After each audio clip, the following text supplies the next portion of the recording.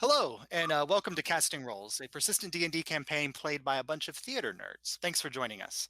Before we begin, just a few brief announcements. If you're enjoying the campaign, don't forget to like and subscribe so you don't miss an episode. And if you think you know someone who might enjoy the show, please share on social media. You can follow us on Twitter at Casting Roles. Tonight, we are down one player. Ben will be joining us about halfway through the show, probably, but he'll be there for hopefully whatever happens with this dried up river excursion. But there are no other announcements, so let's go ahead and start the show.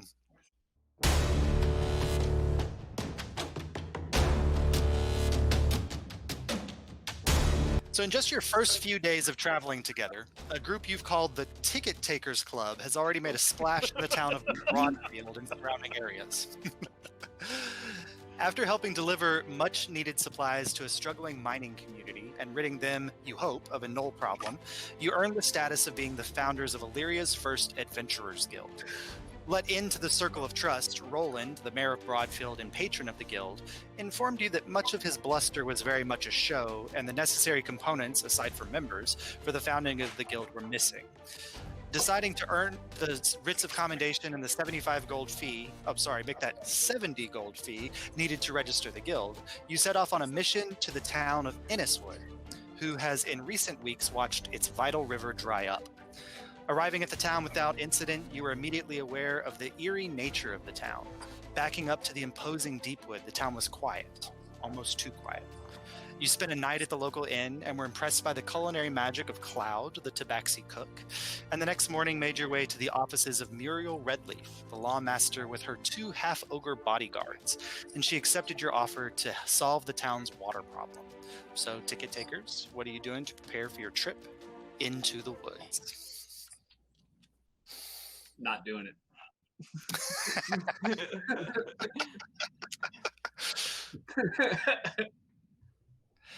Rob, your thing's down. We're a bunch of theater nerds. Somebody has to sing something from the show. Yeah, I know. The moment I put into the woods. No. Yeah, we're going to defy gravity or something like that. So, but now that Grace is about to barf, let's move on. I can't do it. What a blessed relief this has all been for musical theater. Okay. All right, so you guys have just exited Muriel's office there, and you're kind of at the center of Inniswood at this moment. I am looking for a clothier or a general store. Okay, go ahead and roll just a general investigation check as you're searching around the area of the town. Alrighty. As I unbox the 1,000 metal dice that I have. Oh, investigation? Yeah. 4. 4. Can I help him? You probably had better help him. Okay. I guess, yeah. Rolling a different dice. Okay. How's it going to go? 17. There 17, there you go.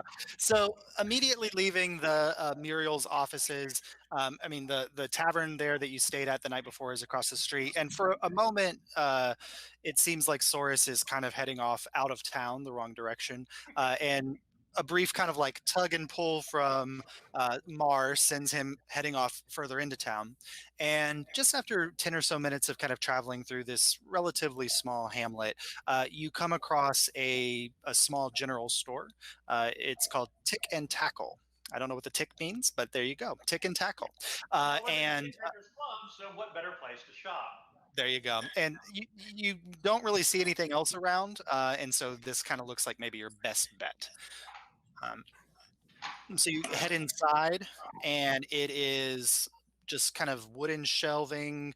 Everything's a little dusty. The windows are kind of dirtied over. So as soon as you enter in, everything kind of dims down in the light. And you don't currently see anybody like an owner or a proprietor around. And there's no like bell announcing your presence as you enter into the store. I will call out. Okay. Get your bike, Rob. Yeah. So I mean, that's what we hear me say. So I call out. Okay, so you call out, and from upstairs, you notice at the back of the general store, kind of behind the main counter, there's a stairway that goes up. You hear, "Well, I'll be down in a minute," and after a moment or two, this older fellow, kind of this human male, clumps down the stairs, and he's got a wiry mess of gray hair and some like weird, mutton chop elements, but no hair at the front of his mouth, and he's just chewing on something, and he's like, "Oh, well, I didn't expect to see a lot of people in here today. It's been rather quiet. What can I help you with?" Cloaks. Do you have any cloaks?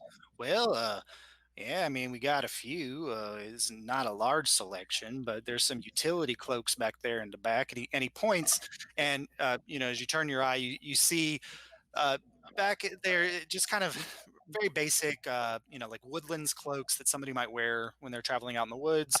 There look to be a couple heavy duty, maybe rain cloaks, that like maybe a linen type or a heavy linen fabric that's been treated with some kind of wax or something. But they're hanging back there. They're all very basic colors, like browns and sagey greens.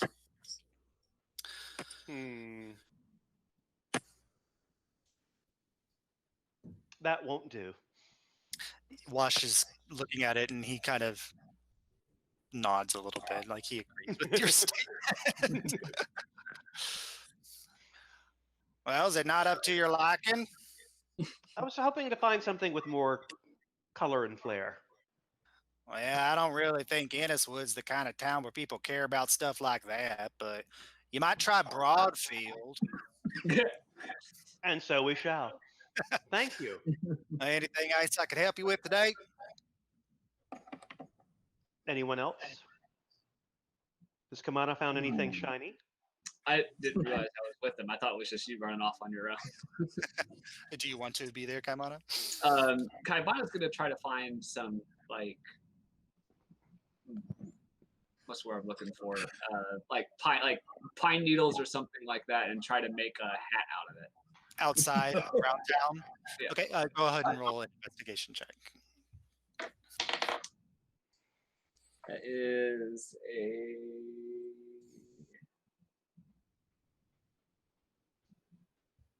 10. A 10. So it takes you a little while. There's not a lot of pine trees in this area. Deepwood is definitely a deciduous forest, and so the large trees have taken over. You do find a lot of twigs and small dried up little berries and things like that. A lot of acorn nut type things. So if you wanted to make something out of that, you could. I'll pass. Falling through it, just tossing it aside. Yeah. Good. All right. Anything else? Source, you good in the shop? You heading out? I am good. All right. Well, you have a good day now. And the guy just turns around and clumps right back up the stairs. Does not seem concerned at all that you're still in his shop. And just heads on up the stairs. I rejoined the rest of the party. Okay. So now you're all kind of at the center of town, and the town is fairly wide, but the houses are sparsed out, and you can see just kind of on the edge, following this main road, it leads down towards the mill, and you can see where the land kind of dips down, where you would expect that's probably where the river is or was, but it's now just mostly dried land, and it's kind of off in that direction. Can I start investigating just the immediate area where the lake's dried up to see if there's anything noticeable or unusual, something like that? Yeah. Are you looking for tracks, or are you just looking for general stuff? Just anything, really. Okay. Something that shouldn't be there. Yeah, just something weird. Yeah, and go ahead and roll an investigation check there. I was really trying to avoid making a survival check because it's not as good. Can I say that Abel helps her? Abel will. Yeah, go ahead. Okay. So you can roll. That is a 17. 17. Okay, so as you guys kind of make your way through the town and you get to the edge there, you can see the very clear depression, and the ground is not completely dried out. There's towards the center, there's a very like muddy expanse, and then there is about a 10 or 15-foot wide trickle of water that's running down the middle. Mhm. As you're looking around, off at the distance, you can see like the deepwood trees and that general eeriness that you know to recognize. You are already seeing that, but in this general vicinity, there's nothing that stands out as odd or strange about what's happening. Okay, cool. Hmm. So I guess we just follow where the river used to be. Do we Yeah, walk along the riverbed or along the banks on either side? Which is the best? Which is the easiest going? So as you're kind of looking at it right now, it doesn't really matter. But as soon as you exit the town and you get to where the forest begins, the forest very thickly grows right to the edge of the river. Riverbed it is. So it So might we be would easier have to to take walk it. around here. Yeah. Okay. Yeah, we'll be easier to ambush this way. Yeah, the good way. That wouldn't be the All right, first time. Can I get a general marching order here for how you guys are Can- traveling can up I the say- river? Can I say before we go, are we satisfied with the information we have? Do we want to ask more people around town if anything's changed, or are we good to Maybe go? ask whoever runs the mill when they first noticed the river dropping, how long it took, because they're the ones that would have interfaced with it the most. It's not I bad. like this idea. Okay, so you guys make your way to the mill. It's very close to where you are, and so you get to the mill entrance, and the front door is open. It seems maybe to provide some ventilation, but since the water wheel's not turning, you don't hear the sound of the grindstones or anything like that in here. And just kind of peeking your head inside, there's just one half-elven man sitting there, kind of propped up in the corner with his feet up, kind of kicked back with a hat over his eyes. Doesn't sound like he's sleeping, but he's not aware of your presence at this point.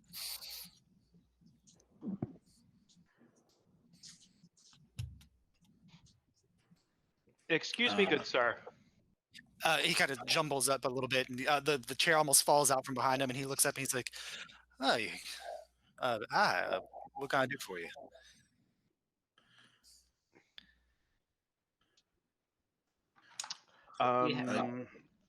We have a few questions about the river.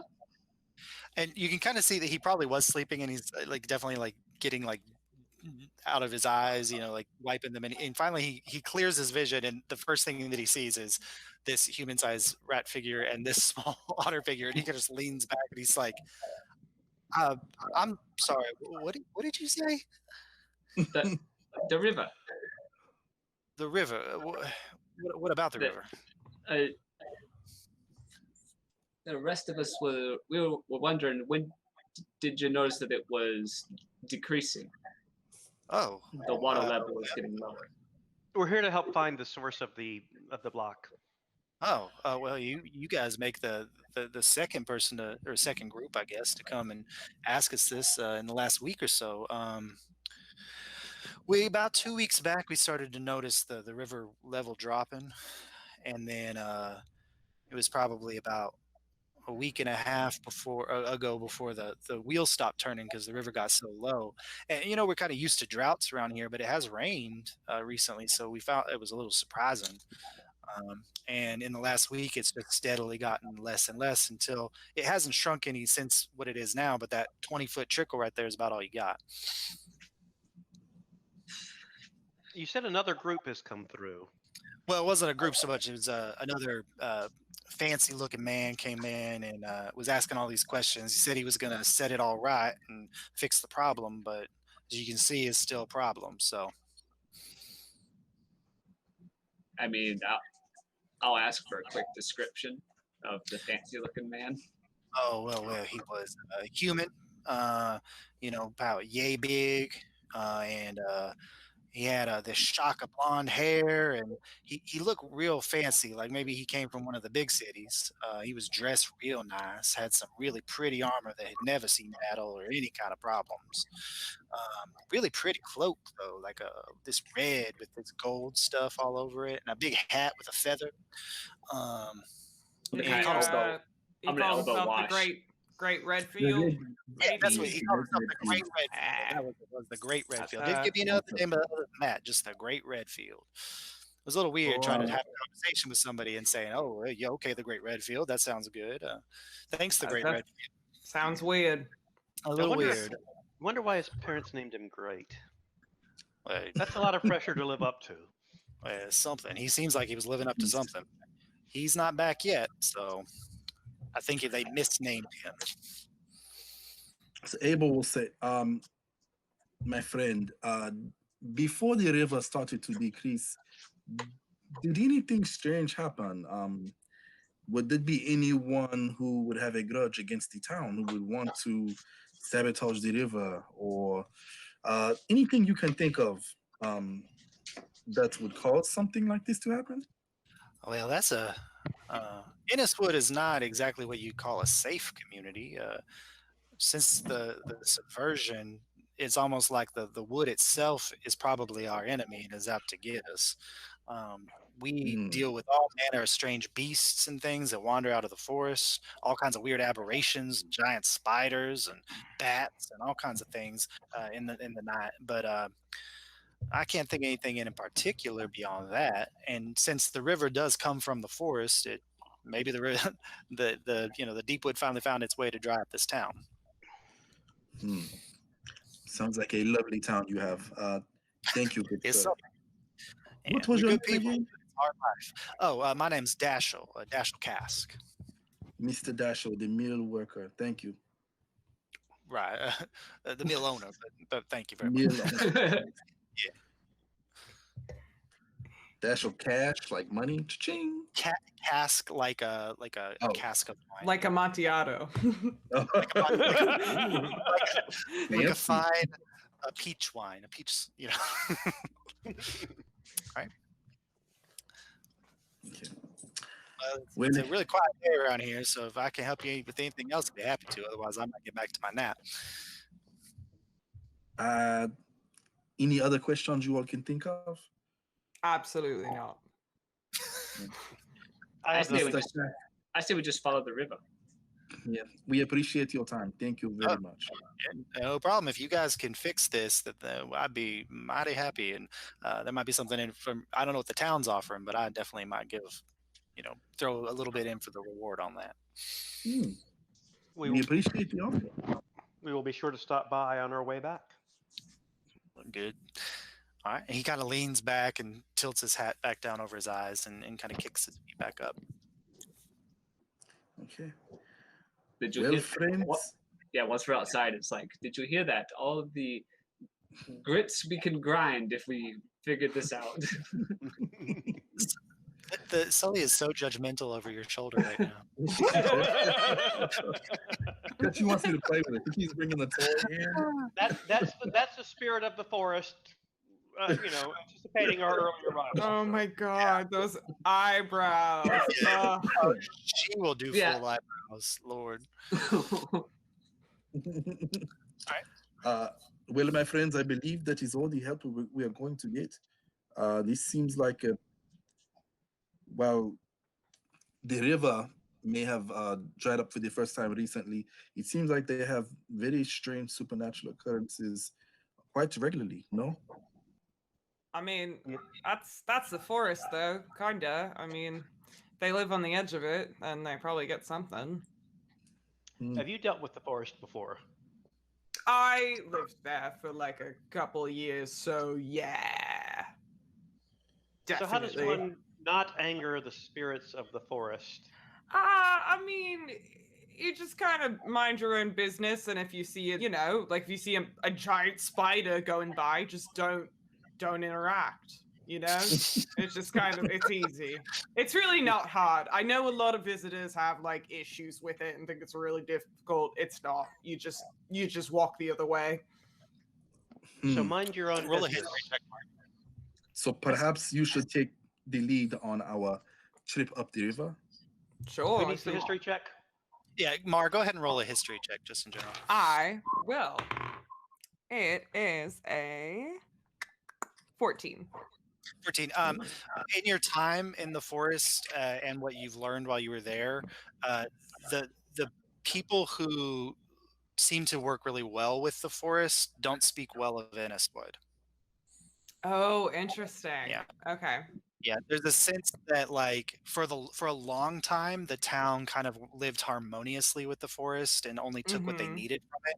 But in the last 30 or 40 years or so, they have dramatically increased the industrialization of their farming and have cleared large swaths of the land. And since then, Yeah. they've been having much bigger dealings with the issues coming out of the forest. Okay. If Kaimana walks past a house or a fence post or something that's like made out of a cut down tree, he's gonna like point at it, and he's gonna look at the Yeah. rest of the group and be like, Yeah, the whole town. Yeah, like everything is very log construction here, and it's definitely the type of tree that you found all the acorns for and everything. It's definitely all of that. Oh. And as you guys are standing at the edge of the waterway, you can see further down, like there's just piles and piles and piles of logs that they probably were floating down the river or getting ready to float down the river, that are just sitting there dry docked because they aren't being carried down. do I recognize any specific species of tree? Like, were they cutting oak or? Go ahead and roll a nature check. That's a skill I have. Ooh, that's a good roll. Nature stat is not a dump stat. No, it's not. Especially not if you're an otter. Or Exactly. druid. That's a 18. An 18. Okay, yeah. I mean, you can see it's all manner of hardwoods. You get the oaks and the mahoganies and the sycamore. They're all the deciduous hardwoods that kind of fill this area. Most of the trees seem to be a very hardy form of oak. So. Okay. So now, does Mar relay the history information to? Because that's something that probably Abel wouldn't know. He's not from there. Yeah, okay, what Mar will say to you guys is like, I mean, look, if you mess with the forest, it's probably gonna mess back, right? So, I don't think, the whole like druids in the forest like weren't really fond of like this whole place and its deal, right? So that's that. So I that could makes understand more that. sense. So perhaps this is retaliation due to the way the town has treated the forest or mistreated the forest. I don't know. It's probably just karma. Let's go find out. And I'll again. All right. So Mars leading you guys. What's the other order that you've got going here? I would say Kamana up front, since Kamana has good nature and Okay. is a druid, and we're going into a scary forest. Good Abel will nature. be in the middle, I guess. And I'll put Wash in the middle too, just since he's not here to, which leaves Source pulling up the rear. Sure. All right.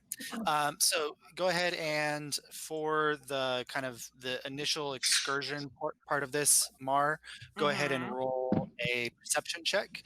And if Kaimana wants to aid you, or he can roll separately, but the DC would be a little bit higher for him. I will aid. Okay. Okay. So you can roll with advantage. 22. 22. All right. So as you start going in, kind of where you're at, the mill is kind of towards the middle of town, and so as you get down into the it's not super, it's dusty on top, but the moment you hit, you realize like, okay, the ground here has been wet for a long time and it hasn't fully dried out.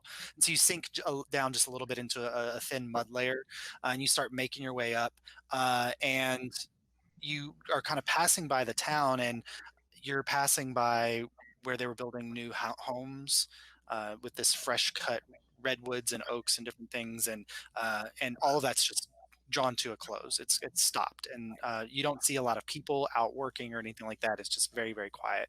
And you finally make your way past the large wall structure, and then into the woods proper.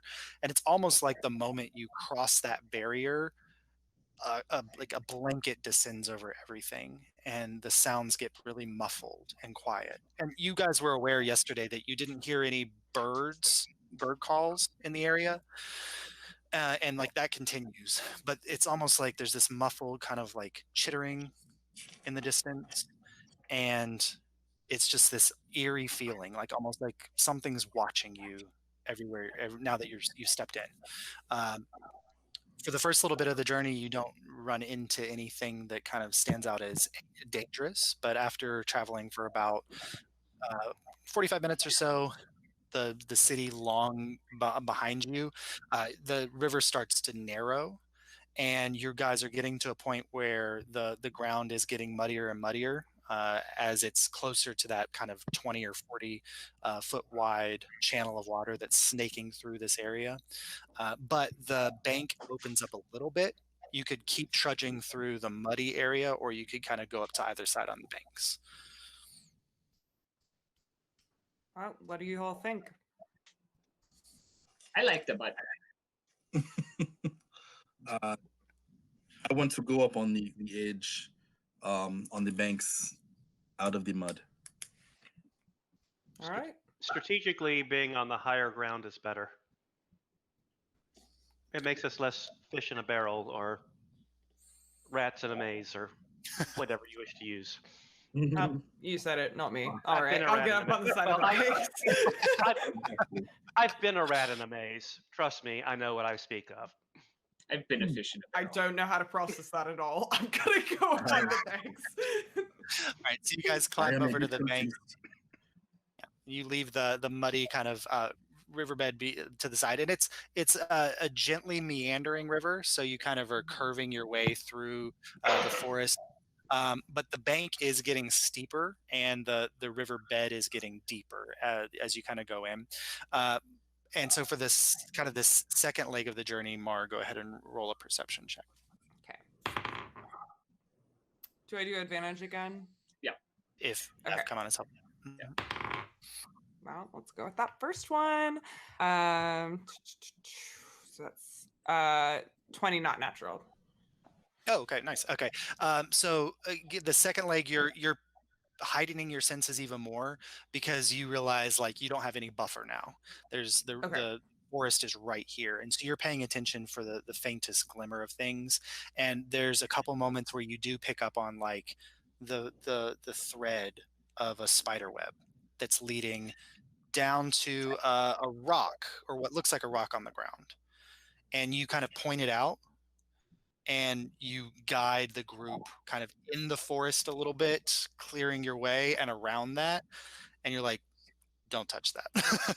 Yeah. And as you guys are passing by, Kamana is probably immediately interested in this. And there's this little feint of the rock lifting up, and you can just see like beady eyes glaring out of it. And she leads you past a very large looking trap door. As you keep making your way through, Kaimana, what's your passive perception? Oh, It is 14. 14. So as Mar is carefully guiding you through this, and your progress has slowed a little bit because you're now dealing with some of the brush and entanglement and things, and Mar's carefulness because she does know this forest well. Kaimana, you're kind of looking around behind her, and you catch like a little flash, another little flash, like a little deeper into the woods, just this little flash of light, another little flash of light, and they kind of are moving backwards deeper into the woods. Mar. Yeah. What? Chinese. Do I know what those would be? Yeah, you encountered them the last time you were in the forest. These are they call them will-o-wisps, but you know they're not actually will-o-wisps, but they're just the small bug that lives in the forest that kind of flashes. But they do like particular plants and things, and so you've been told to be wary of them for sure. Yeah, we're not gonna mess with that. Though they're not great. They're not the worst, but they're not great. We could put one in a jar. We could. We don't put animals in We're jars. not going to. Right? Source has a thing with that clearly, so we're not gonna mess with that. Yes. Okay. I will trust your expertise. Yes. And Kaimana, as you're saying this, like you see this little bug, and then right in front of your eyes, blue light flash, and then it flits a little bit, blue light flash, and like Mars just sitting there talking to you, and this little bug is just kind of flashing, and then it darts off towards deeper into the forest a little bit.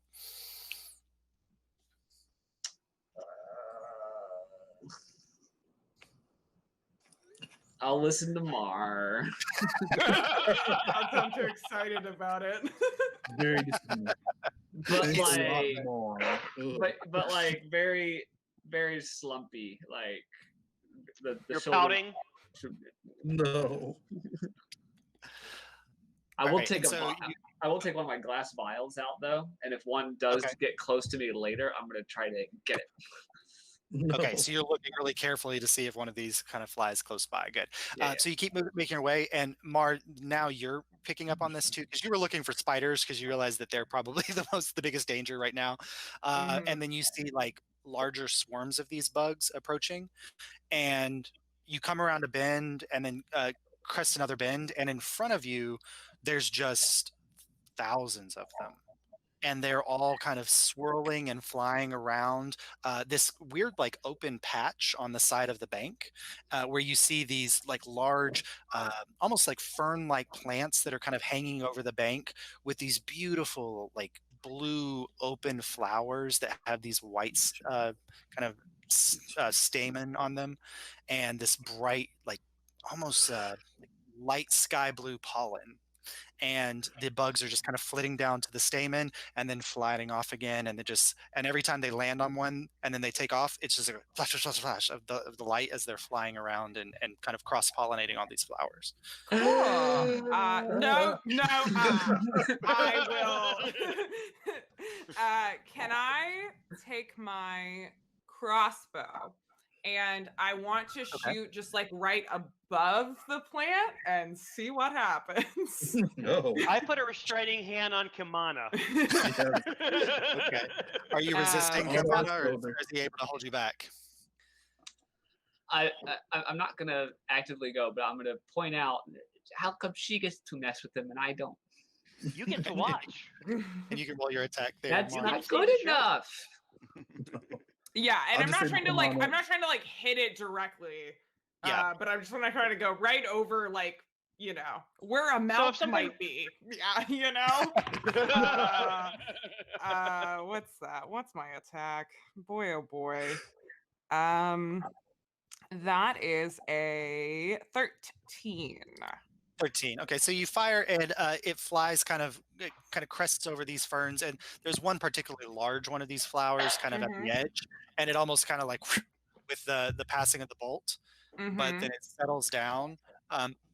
You probably hit a couple bugs on the way, but other than that, it doesn't disturb anything and nothing I'll happens. forgive myself. Okay. Yeah. All right. Are these on either side of the river or just one? Go ahead and make a perception check for the opposite side of the river. It's about 100 feet away. Okay. Perception 22. 22. You look over to the other side and you don't see any flashes of light. You don't see the telltale kind of fern-like flowers. It just looks like normal forest on that side. I point that out. Yeah, let's go over there. Yeah. Kaimana, how close have you gotten to these flowers while he's been restraining you? No closer than he is. Okay, so you guys are still about 15 or 20 feet away. Good. So you can get down into the riverbed, but this bank is pretty steep, so I just need an acrobatics check from everybody as you're making your way down into the riverbed.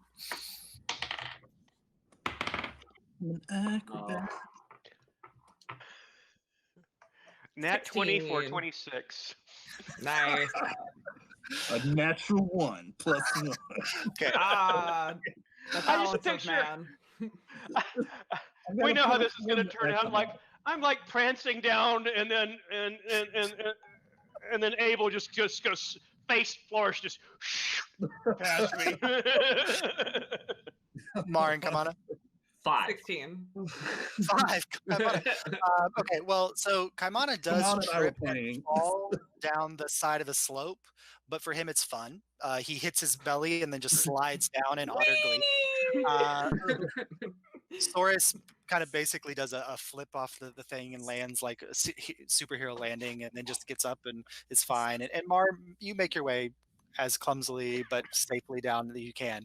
Abel, meanwhile, as he's about to make his way down, just there was a very obvious root from a local tree at the edge of the thing, and his foot catches it, and the rest of his body goes forward, and his foot does not. And then he's tumbling head over heel down the side of the embankment, and you do fall pretty hard, about 10 feet. So you take 2 points of bludgeoning damage as you slam into the base of the river, and this is a mucky place, and so you're kind of got a lot of mud now caked on you, and it's a little on your face and in your hands and things. But you're at the bottom of the river now. So, and since you're Jaegering Wash, how did he do? Oh yeah, let me go ahead and 16. He's fine, so he makes his way down. Abel will like jump up, just like look around. It's like, And we're all staring at you. It's not my natural habitat. What do I have to roll to climb back up and do it again? You can make another acrobatics check. Yeah. That's a 10. A 10. And then go ahead and roll a dexterity check for me as well. Just a straight dexterity to see if, as you're clambering up, you get too close to the flowers, or if you're able to kind of dodge your way out. That's a 16 for the dex. 16. Okay, good. So it takes you a moment to kind of clamber up, and you're crawling up and then sliding back a little bit, but then you're digging in your claws and climbing up some more. You get to the top, and you're about 6 feet or 5 feet away from a clump of those flowers. Thankfully, you didn't like pop up right next to them. And you're getting ready to turn around and do that. And then there's just that cloud of flashing blue lights of those bugs right there, flashing all around those flowers. Did the rest of us see that? You saw him clamber up the side of the mount of the cliff, or not cliff, but the bank. But we didn't see the flashing or anything like that. It's kind of from your perspective. I mean, like the cliff bank, it's a pretty steep slope, and it's about 10 or 15 feet up, and so it's a little bit out of view. Okay. Like Kaimana disappeared over the edge, and now he's up there with all that. Kaimana, are you coming back down? Yes. And I'll come back down. We must go hurry, ahead. little friend. And I'll do Roll an I'll do acrobatics. I'll just do this straight. Okay, go ahead and roll an acrobatics check to see if you do it beautifully. Or Yeah, it's a 22. nice. This time you like, as you kind of jump to slide down, and you think a little better of it, and you toss your shield down. Yeah, the shield, surf it down. which- Yeah, and as he's kind of going down, you guys notice like this is not a typically shaped shield. It's actually like kind of longer and thinner, and it has like this pointed edge. And then there's like a little, almost looks like a fin on it as well. And he's kind of sledding down the side of the bank, and then he kind of curves to a stop right in front of you and jumps off of it. Abel just like, he's very graceful. Like, we have some water to swim. yes. Yeah, you guys will have to cross the river as you get kind of closer to it. But Shake off all the mud around everybody. so you're making your way. You could keep going this direction along, on the base of the river if you wanted to, or you could cross over to the other bank. Well, we are already muddy. Yeah, Should we keep going, or let's keep going. would it be safer to stay on the higher ground? Mark? Hey, I don't really have a strong Marlo? preference either way. You can call me Ma. Like, that's fine. I mean, No, it's Marlo is your name. Okay. Well, that's fine. I'm fine staying down here. I don't know about y'all. Yes, I am already covered in mud. Might as well continue. All right. All right, so you guys can Are kind you of going to continue. walk with us, Kamana, or are you going to swim? I walk. So you guys start making your way along the bank, and the river is kind of carving out a new channel in this area, so it's definitely meandering a lot, and so you're having to kind of follow this curve as you go. And there's a few places where you start to kind of feel that the ground's a little soft and giving, and so it's a little bit slow moving as you're going through this area. So now that you're down in the riverbank, Mar, go ahead and roll a perception check for the group with advantage because come on, it's helping you out. You'll have to see it. 19. Like she Girls home. I consistently have been getting like 2, like 16, like 4, 15, like every time. you become keenly aware that like Mar feels very comfortable in this space, and she's able to point out like, hey Mana, don't stand there, that's quicksand. Like guiding you guys through what are potential dangers that she seems very familiar with in this space. And you're kind of moving on. And as you're going, like you see more of those clumps of those flowers at the edge, those ferns, and more of those kind of flashing beetles, or not beetles, but those bugs. You see at one point on the far bank that you didn't cross over to, there's just a mass of webs in the trees. Like a whole section of the bank is just covered in spider webs. And these are not like small little webs. These are like very thick threaded webs that kind of cover this whole area. And just faintly you can make out what looks like maybe like a vole or a possum that has been trapped in this web and doesn't look too healthy. And you kind of keep making your way through very safely. About an hour into your trip, and the sun is kind of lower in the sky, and everything's getting a little bit shaded. And just off in the distance, you can see where the riverbed is still kind of going. There's just this darkened wall, like far off in the distance. You can't really tell what it's made of or anything at this point, but it's definitely crossing the entire vicinity of the riverbed. And how far away is this? It's at the far edge of Mars' vision, and so where you are, kind of at the back, it might be just. It's almost kind of looks just like this hazy kind of brown line that covers the whole thing. I'm going to go out on a limb and say that's where the problem is. Probably. This is a good assumption. Yes. Let's It's a damn make our way problem. towards it. Yeah, good one. Let's make our way towards it, and I'm just gonna say it. Maybe let's try to do this a bit quietly, unless something's waiting there for us. Yes. This Okay. good Fine idea. with everyone? All right, go ahead and stealth checks from everybody. Let's go.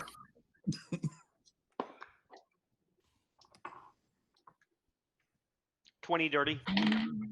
14. 18. 18. 10. 6 from Wash. I'm The rolling flamboyant like one doesn't stealth. What are the odds of that? He starts playing the drums like Stop playing the bongos, Wash. he puts them away. So you guys kind of crouch down and following in Mar's footsteps, very slowly making your way. Mar, you notice that the river that is meandering through here is starting to take a pretty harsh turn in your direction. It looks Okay. keep going this way, there'll be a point where the bank, which is turning much more into a cliff after this point, where the river and the cliff almost look like they're intersecting. So you could keep going this way, but you might get pincered by the river.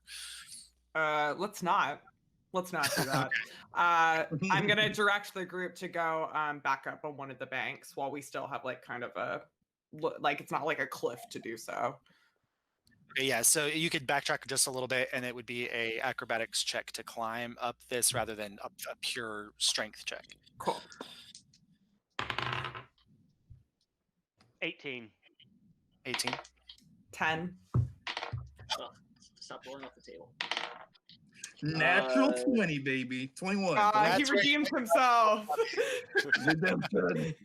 Hey, You said, hey, you said athletics? Acrobatics.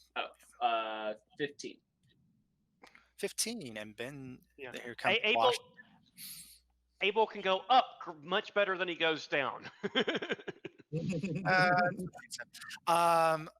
I have very strong leg muscles. Hey! Yay, What Wash! fjord, my friend? You're muted, Ben. Muted. Hey, Hey! fell in the mud. awesome. So they have found what looks like a very large something that's blocking the river. They've made their way into the forest and have avoided many of the potential pitfalls thanks to Mars' careful guidance as they've gone. And Wash is currently probably trying to climb the side of the embankment and is having a pretty hard time of it. So, Okay. but It's no surprise. Yeah, we were walking along the riverbed. Then we went up on the bank of the river and ran into some scary man-eating flowers. So we went down back into the bank onto the riverbed, and don't now know the riverbed We is don't running know out of if room. it ate people. We just had a very strong feeling. maybe they've been like magic flowers Not that to disturb oh, nature. like, who knows? They're man-eating flowers. We're not fooling anyone here. You know, I'm actually not surprised at where we're at right now. All right, so you guys are making your way up the bank, and I got almost everybody's acrobatics check. So what was yours, Kaimana? 15. 15. Okay, good. So with assistance and help, especially with Abel's natural 20, you guys are all able to kind of clamber up to the edge of the bank. And as you are kind of skirting along this bank, like the bank on this side of the river, if you guys like know, like meandering rivers have like a sandy bank on one side and then a very deep cut tall bank on the other side. This is the tall bank, and so at some point you're getting to a part where the riverbed's probably 20 or 30 feet below you, and there's rock and escarpments and things on the edge. Thankfully none of those flowers or anything, and at that moment you hear this like roar in the sky. I duck. Immediately pulls out his crossbow. Okay, thankfully you're all stealthed, and it doesn't notice you, but clearing like in the sky, go ahead and since you were the first one to react to it, Saurus, go ahead and roll a perception check.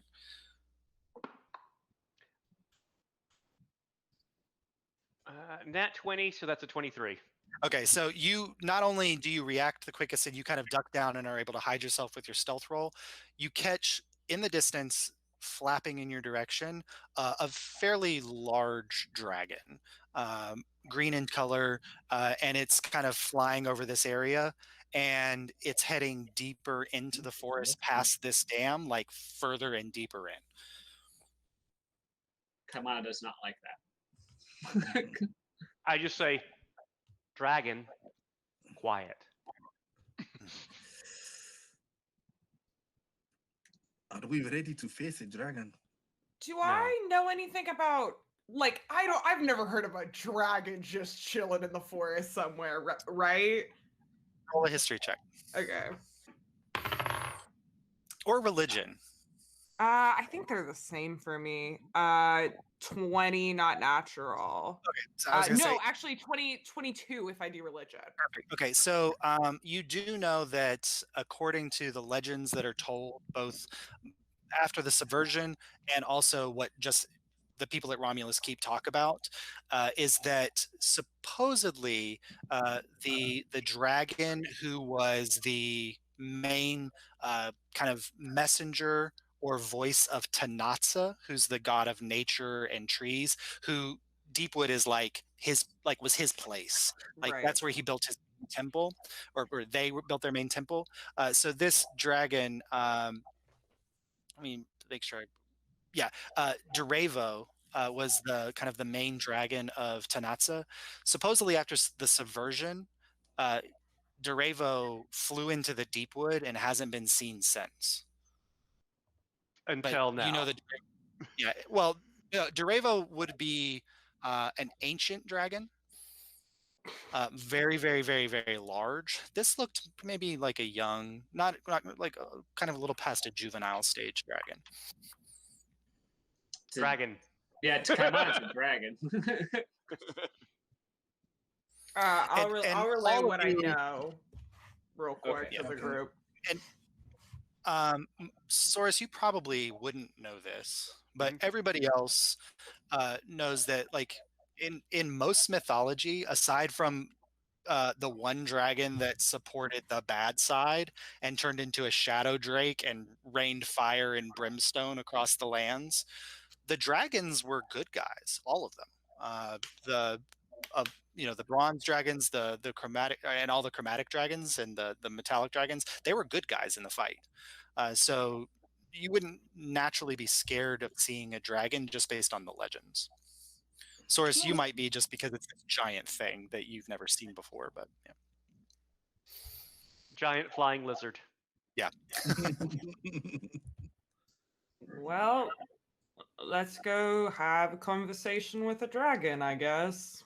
And at this point, like, this dragon is And I like dragon the is fact that right. that for Marlo, it's probably that she's going to have a conversation. And that's the Not worst even the part. dragon. That's the part that Dragon- kills me. That the dragon doesn't phase her. No. Yeah. Dragon's fine. Talking, awful. This is our show. She's gonna have to do it. So, like, at this point, like, you're all watching and Mars relaying what she knows about this, and you don't see it slowing down and you don't see it stopping, but it's heading deeper and deeper into the forest. And Mars, as far as you know, like, you don't know of a lot of things that go deep into the forest, and that's where it's heading. So, Okay. Mara, do Yes. you believe perhaps the dragon is angry with the town, so would have blocked the river? I mean, I'd be angry for the town if I was in the forest and a guardian of it, but I don't want to assume. But I mean, yeah, probably. True. I don't know. I mean, we don't know until we ask. So at least Yes. if it didn't do it, maybe it knows what's up at least and can, help guide us in the right direction. Well, This it is flew true. past flew past the dam, correct? Kind of where the dam is on the far field of your vision, it definitely, like, with your perception source, you've been just watching it this whole time. It hasn't stopped or slowed or made any attempt to descent. It might just be you kind of get the sense it might have just been a flyover that you just happened to witness. Hopefully, we can catch up to him and avoid these spiders. In the meantime, I have a pretty good track record with avoiding spiders. So let's see if that keeps up. And at that point, we get jumped by a spider. Yeah. Well, the Spiders are ROUS very is- good I did it. well, the ROUS is- I don't believe Zero. I don't believe they exist. I get the fighter in this game, and that will not change. I am No. determined. You have avoided all the spiders so far, so thanks us to continue Mark, to avoid the insanely high spiders. perception. All right, so for the final leg, making your way towards what you assume is some kind of dam or something, Mar, go ahead and roll that perception check. With advantage? I rolled with advantage. Okay, go. 21. Yes. Without air, and you guys are all making your way stealthily through here. And so, aside from Wash, Wash, you rolled like a 2 on stealth when I rolled. Makes sense. Yeah. But you're kind of able to balance him out a little bit, and It's the Source is drums. helping him. And like every time there's he looks to be about to be stepping on like a really loud twig or something, Source just kind of kicks it out of the way, and it's just like he's marching through without a care in the world, and people are clearing the path for him. So it seems like you're doing all right. And as you approach, it's a dam of some kind, but what you start noticing as you get closer is that it's not a dam, like a small dam. This is enormous. Like, this is a dam that is 30 feet tall, spans the entire width of the river, which is about 100 feet wide, and looks to be made of like the the largest trees in the forest, kind of cut down and are crisscrossed in this pattern and covering this whole area. And you can see on the far left edge, kind of where you're walking towards, you can see just a waterfall of water that's overtopping the dam, and then that's what's creating the trickle that's going off this direction. So the engineering that would have to go into building something like this, it is impressive. Like I said, it's a really big beaver. And as you're getting closer, also you can start to see like the dam kind of rises up and off. You start to get a sense over it.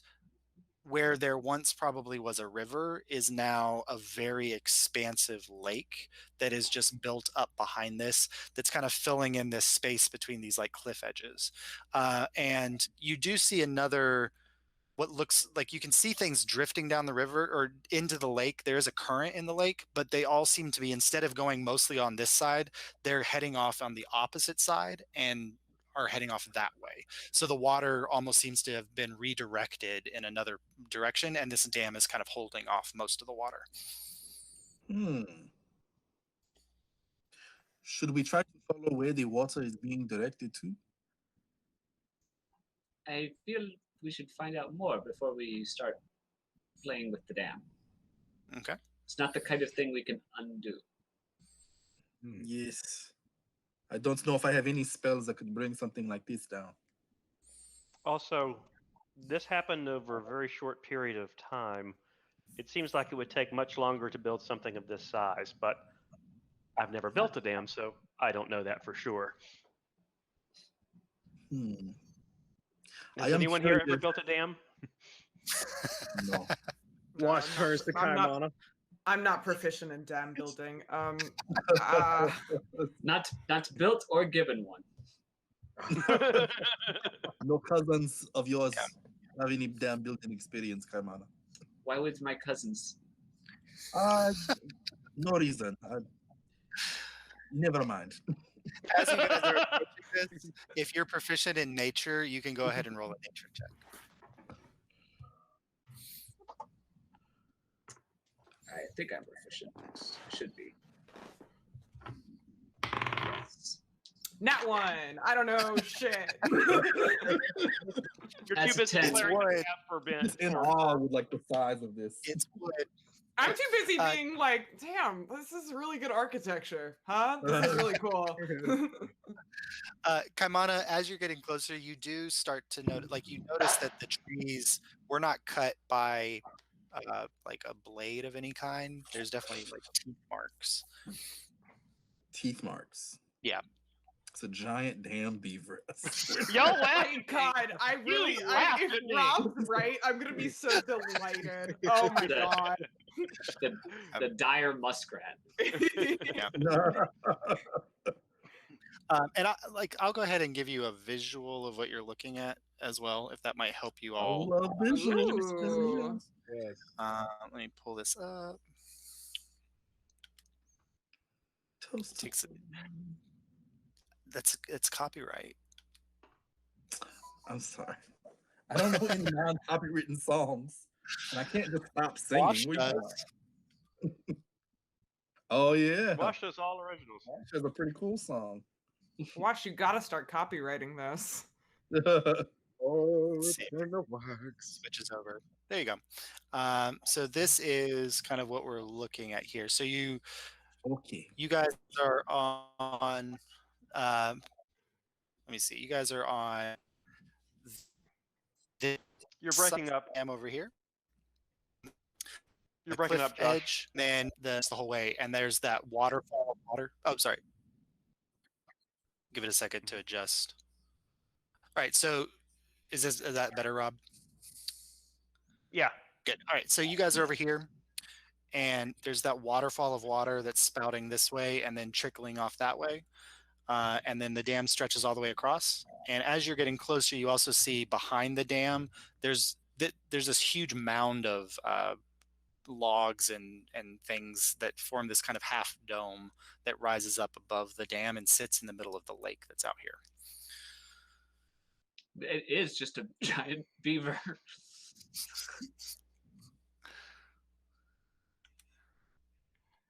You're Do muted, Marty.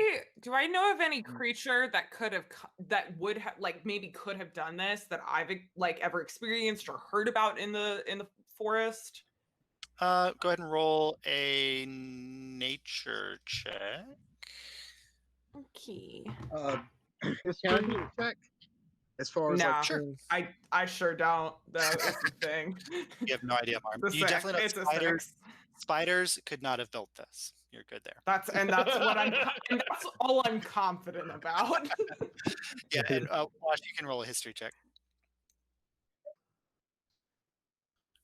Oh, that's a 6. He's still hungover. Yes, you're joining the six club. You are not certain what you can do. Now, off in the distance, you do see. I don't know if I can get it all in the camera. Let's see. Nope, wrong way. Yeah. On the opposite side, this way over here, you guys do see that there appears to be another kind of chute of water that's heading off over the cliffs that way, where the water does seem to have been redirected by the location of this dam. Okay. So the water on the top is the trickle of water that is going back to Inniswood? Yeah, this is like this whole thing used to be the river, and now it's just this little bit here. Yeah. Okay. And then further down is where the water is being redirected. Yeah, over on the other side, on the opposite bank from you all. Okay. Should we just knock? That is not a bad idea. Here's the thing. Perhaps.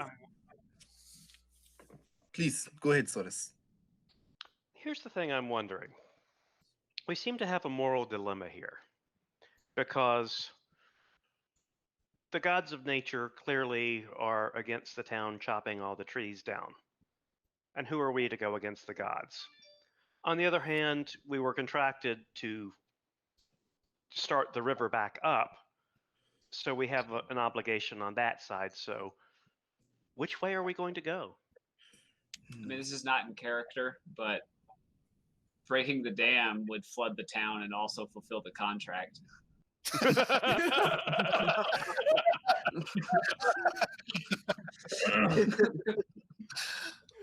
Oh my I was god. saying- If otters were evil. It's the South Park otter. Evil otter. He would crush Abel our would skull on our say- tummies. In Nuevia, we have found a way to balance nature and technology. I believe if we are to take this contract, we should try to help this town find that same balance. If they have mistreated the forest and the greater spirits of the forest decide to take the river away, then we should try to help the town find a balance between the two. I mean, we could always just tell them there's a dragon in the forest who will fuck them up if they don't stop messing with the forest. And that's, you know what? I don't feel like that's even a lie necessarily. So. Okay. Do we want to climb the dam and see if there is anyone over the top of it? I'll go take a quick peek. Okay, so you're going to move over to the dam. You're nimble enough that this isn't going to be a problem for you, but as anybody's getting closer to the dam, you guys can see like the top is not a very even surface, so moving along the top of the dam would be considered rough terrain for anybody except for Rob or Soris. I think you're immune to rough terrain. Yes. Okay, so Kaimana, based on your size and nimbleness, and Soris would be okay, but everybody else would be at half speed moving along there. So Kaimana, you get there, and you get to the edge of the dam, and there is there's a kind of a log that sits over where this spillway is, and so you could kind of make your way across that. It's a small log that has a lot of water spray on it, so if you wanted to make your way across, it would just need to be acrobatics check.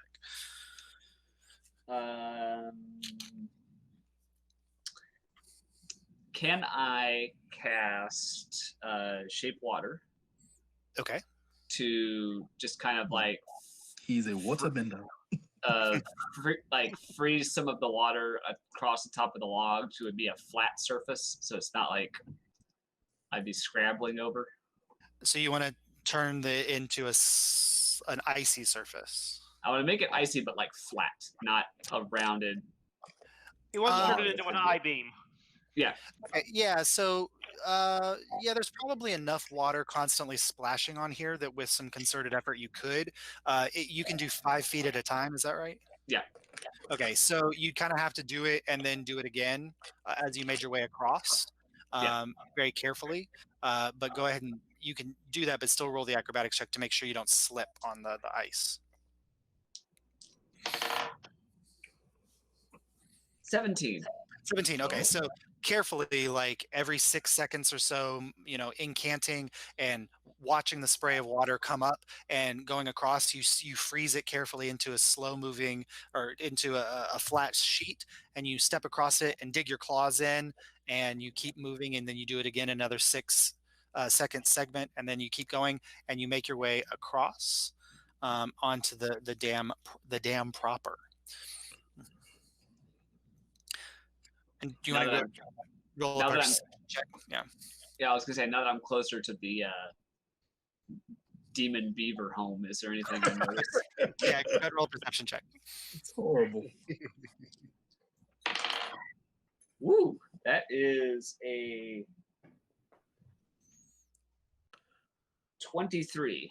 23. Oh, wow. Okay, so as you kind of hear and you're looking out, so you don't see anything on the dam itself. You do get a clearer image of what's happening on the opposite side, and it's almost like there's a river within the lake.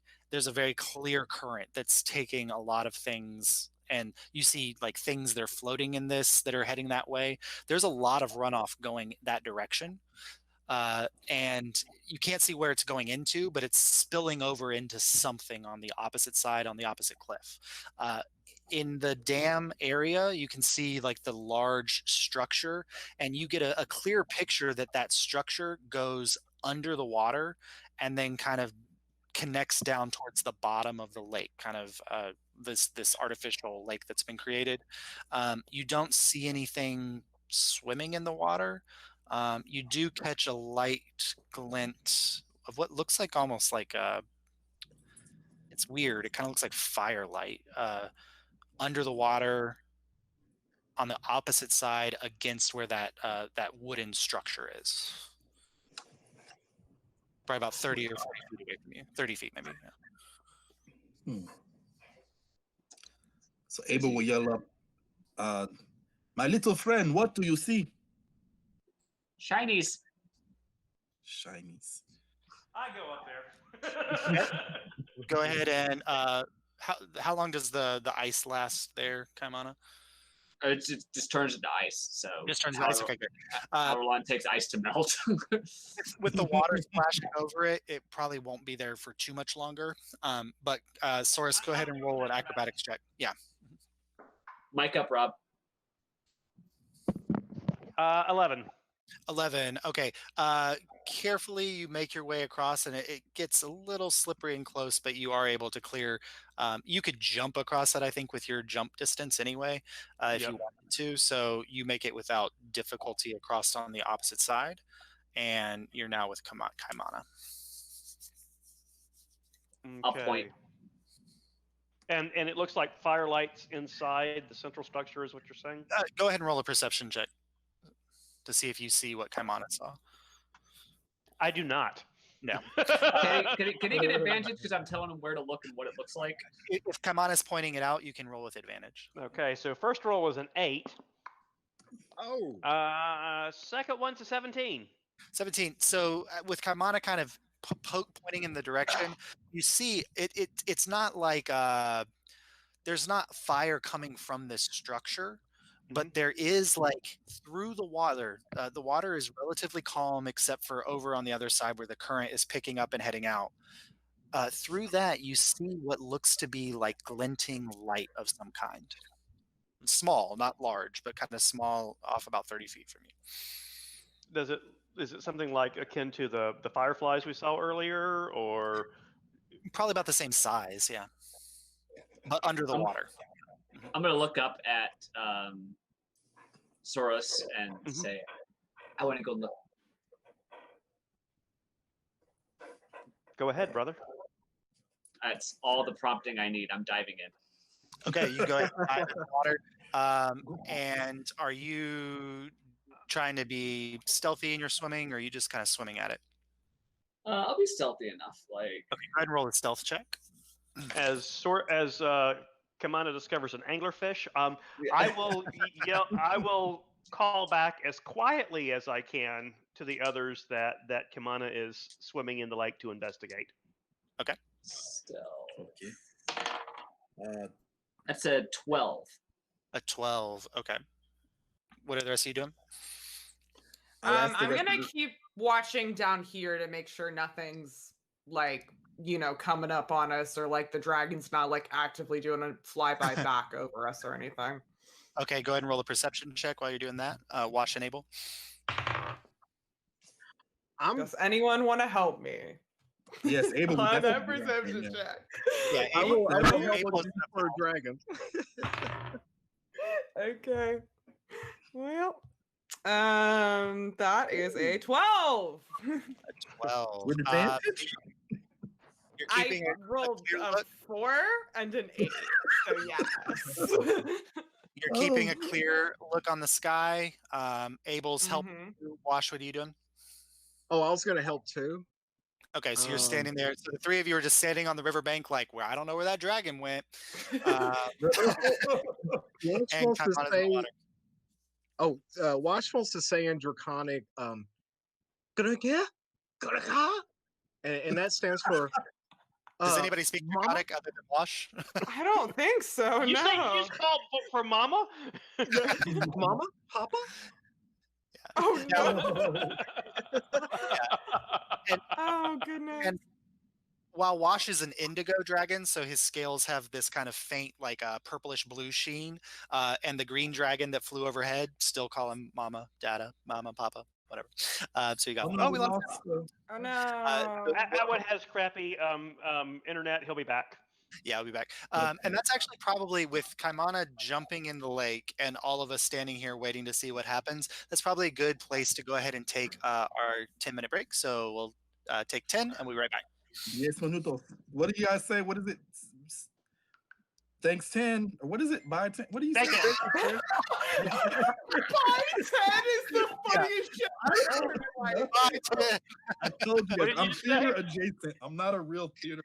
You said, said, what "Buy shit 10." do you say? Thanks 10, buy 10. Buy 10 is what you. Buy 10 is what you say when you are done with that production. Yeah, bye, 10. So we will be Bye, back in 10. 10 to see what's happening That's with this. What I All like right, to thank refer you, to Ted. myself as Thank a you, buy Ted. 10. Hey.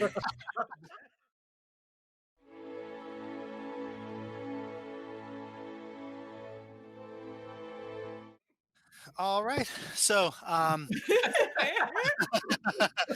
before we headed out, we had Soros and Kaimana on the dam. Kaimana had leapt off into the water, and then the three over here just staring up, hoping that dragon doesn't make a return. Guys, I figured it out. If it's not a giant beaver, it's the Lorax. He speaks for the trees, for the trees have no tongues. There you go. All right. So, Kaimana, we'll go with you. Oh boy. So you dive into the waters, and they are cool. And this is the first time you've been swimming in a while, so it's kind of like immediate, like getting back home. Wash and all the mud off. Yeah, there's just a cloud of mud that kind of trails behind you, and you think you're being pretty stealthy as you move through the water. Are you moving towards that glimmering that you saw? I mean, yeah. So you make your way towards where that water, or that whatever it was glimmering in the distance. And go ahead and roll a perception check for your time underwater.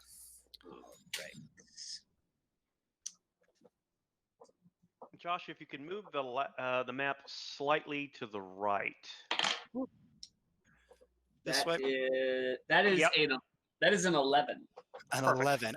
So as you are kind of making your way in that direction, you notice that when you get underwater, your vision is a little bit clearer, being a creature that can see fairly clear underwater.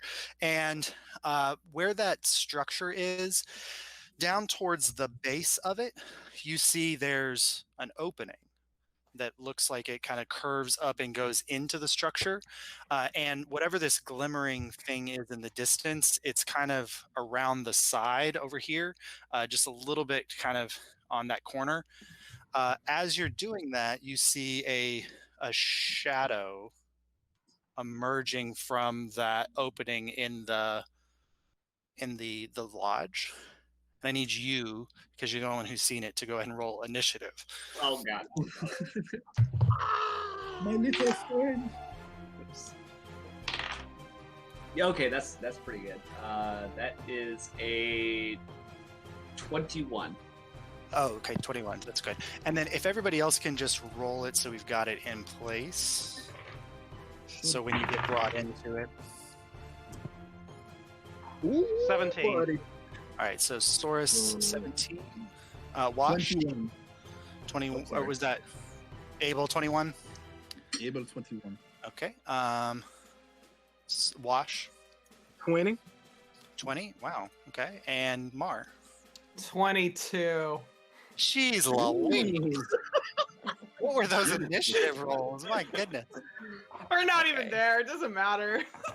No. Now we're gonna all roll 3s on the attacks. Yeah. So we will. So we're. When we bring you guys in right now, you don't know anything's happening. So, but that'll be the order when we bring everybody in. So, Kaimana, you will get to go first, because this shadow has not did not roll as high as you did. So you kind of notice it coming, and it's fairly large. It's probably at least twice your size, if not larger, and it's coming out of the kind of that opening, and is starting to appear and swim in your general direction. Okay. Do I know what it is? Yeah, based on your perception check, as it's getting closer, you see this large, very, very large, like furry body, a mouth with these giant front incisors. It's a beaver. Oh my god.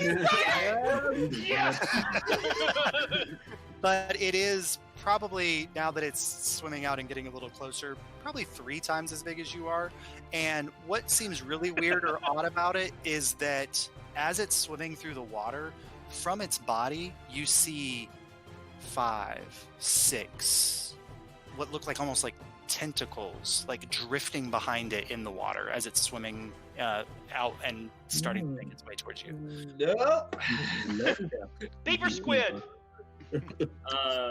Yeah, I will get out of that. I don't want to be Okay. part of that noise. So you're going to make your way back onto the dam?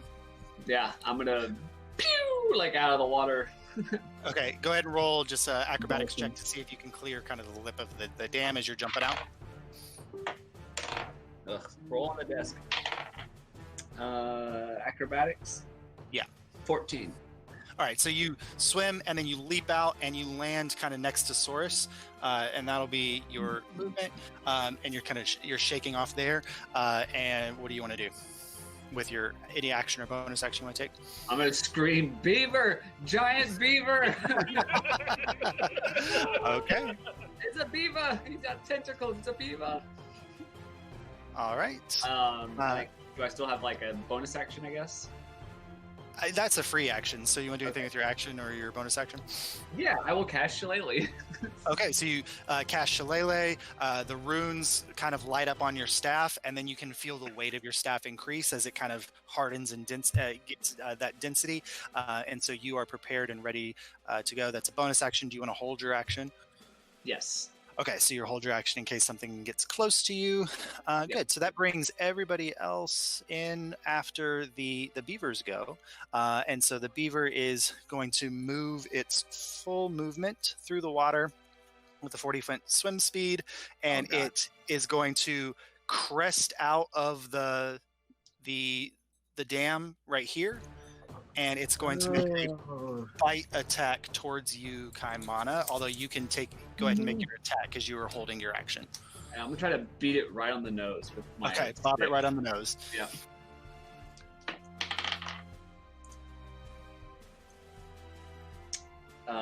Does a 8 hit?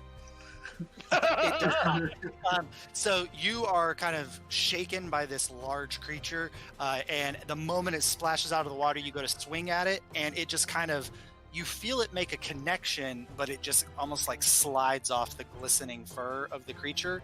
And now that it's coming at you with a full bite, what you're getting a sense of is that, yeah, it's a beaver. You've seen beavers before. It's a giant beaver. Okay, that's within the realm of possibility.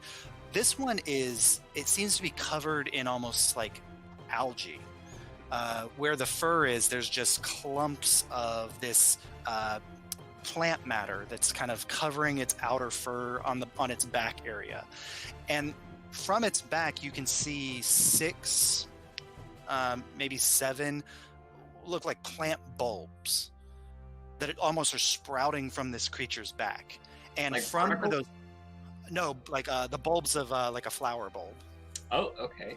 Yeah, and from where those flower bulbs are kind of look like they're just growing out of the beaver's skin, these are the what you thought were maybe tentacles before are just 10 or 15 vines that are very much active. They're kind of moving around with the beaver's movement. And so it's going to make a bite attack towards you. It does not hit. I'd say an 8. No, that does not hit. We have Okay, a yeah. Medusa beaver.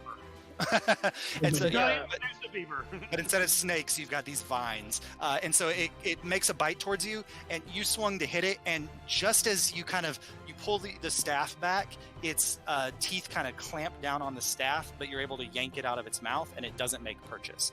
All right, and No, then... don't eat it. Don't eat it. Don't eat it. and then at the same time, crashing out this side. I'm sorry that this is a wolf and a rhino, but believe me, they're beavers. Strong beavers. Crashing out over here, another one pops up, and for a second, it doesn't look like it knows where it's going, and then it's going to make it spots you, Saurus, and it's going to make its way towards you. You get this, like, their eyes are cloudy. It's they don't seem to have very good sight, but it's going to make a bite attack towards you, Saurus. A natural 1. I'm going to throw this dice away.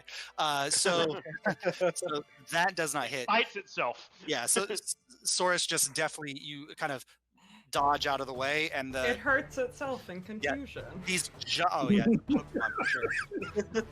These giant like yellowed incisors clamp down and just miss your arm as you kind of dodge out of the way with your monk swiftness. All right, which takes us to the top of our initiative.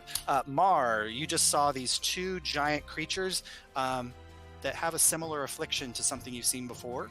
I remember. Yeah, pop out Very well. out of the water, and have pincered your 2 friends there on the dam.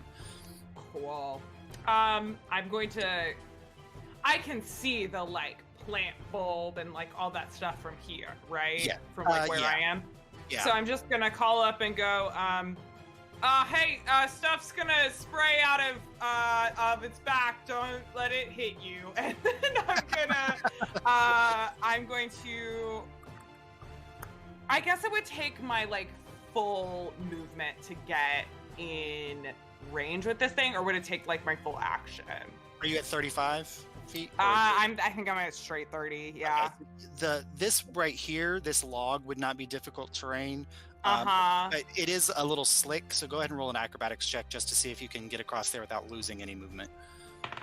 It's an @1, so no. Certainly No, not. Certainly so not. you actually get up here and you fall, but slip off. Thankfully, you don't slip this way because that's about a 20-foot fall. Okay. You slip this way and you splash down into the water here. So that's Cool. 5, 10.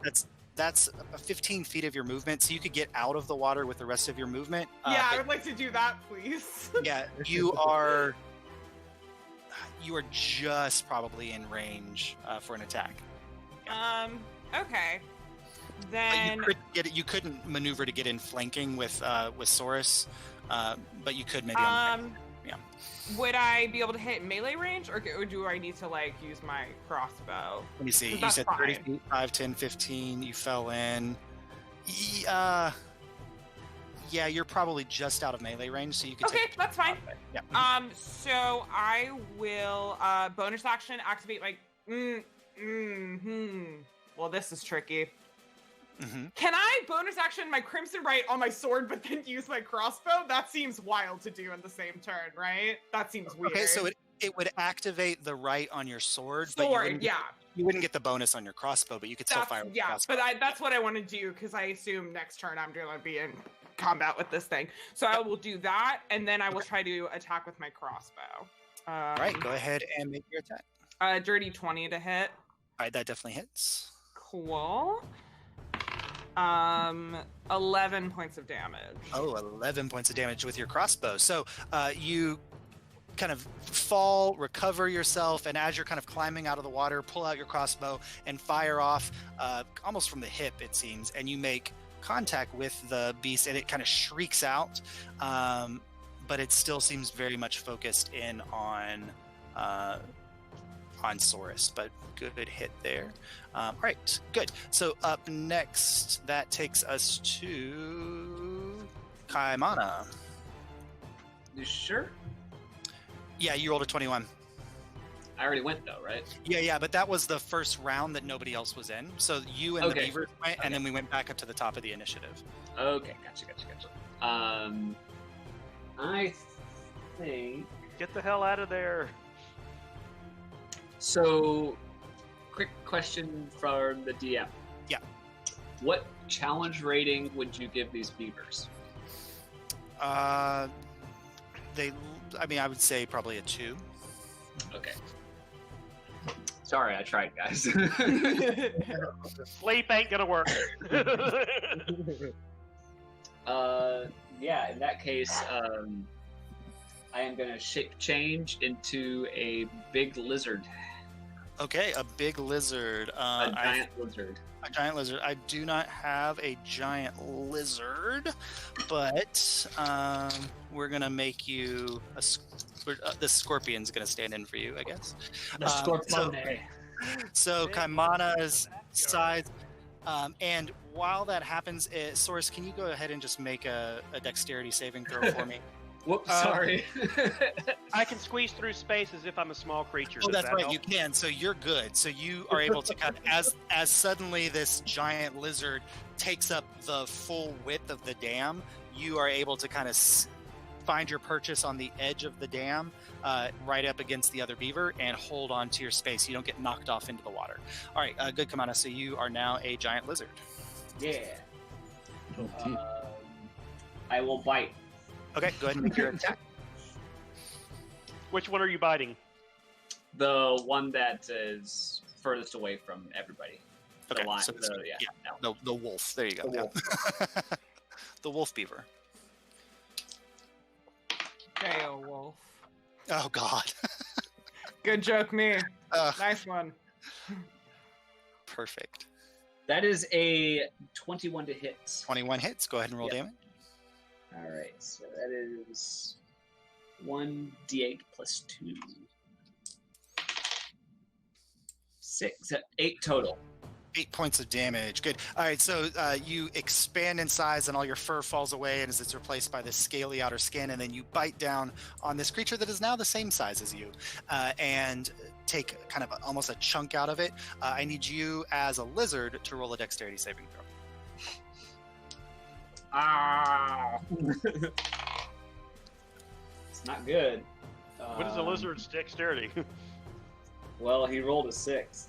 Oh, that's not gonna. Let's see. That's that won't, unless it's a +6. So yeah, that's not gonna make it. So you, as you bite down, the beaver, you make contact with the beaver's outer, like hide, but you bite down fairly close to one of these plant pods, and it's almost like when you bite down, you feel it go through muscle, but it almost feels like it's going through roots.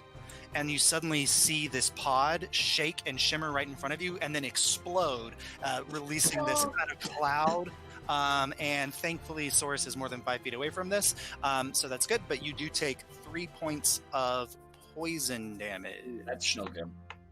Yeah. But now one of the pods has exploded, and there's only about 5 pods remaining on the back of this beaver. You say it like it's a good thing. Yeah.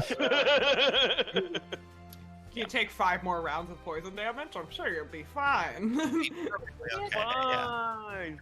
All right.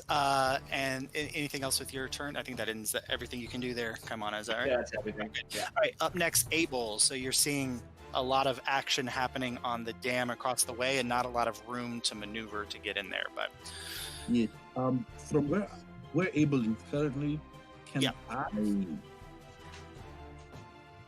My crossbow has 80-foot range, so I should be able to hit at least like that first guy, right? yeah, you could hit that one there. I don't want to Would he clutter get- up. Would he get flanking because I'm on the other side, or is that only for melee? It's only for melee. Okay, I'm going to bonus action use magic weapon, which Okay. will give me a +1 to attack and damage. All right. And I'm gonna pull out my light crossbow, and I'm gonna see if I can hit that. Okay. The Go ahead and roll your attack at the rhino beaver. Okay. Sounds like an avatar animal. Yeah, right. Yes, that's what these are. They're avatar animals. There you go. 16 to hit. 16 does hit. Yes. So you go and roll damage. These All are right. big guys. They don't have a lot of AC. All right, 1d8 +2 plus another 1 with the magic weapon. 10 damage. 10 points of damage on the one that Mar already hit.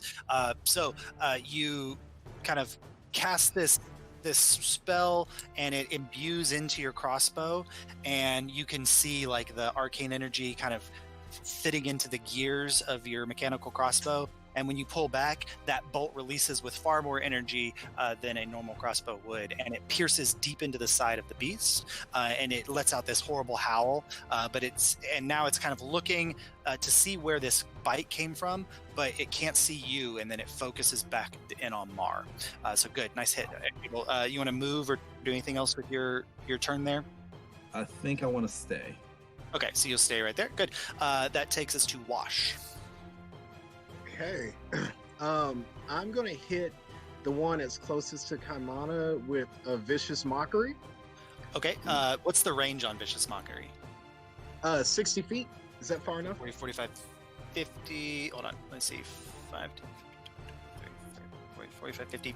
Yeah, it's just on the edge of your range, so you could probably hit it. Okay, I'm gonna project. Okay. You couldn't line those bulbs up better? And Vicious Mockery is what kind of saving throw? Wisdom saving throw of 14. Yes, I'm sure these are the wisest things that you've ever seen in your entire life. A 14, however, I did roll a 16, so that does not hit. Does it take half damage or does it take no damage? No, it doesn't. It just brushes it off. It just Oh. brushes it off. Okay, so you release the spell, and the energy kind of goes across, but it's almost like it gets lost in the crashing waves of the waterfall right in front of you, and it just doesn't quite reach the ears of the beaver across the way.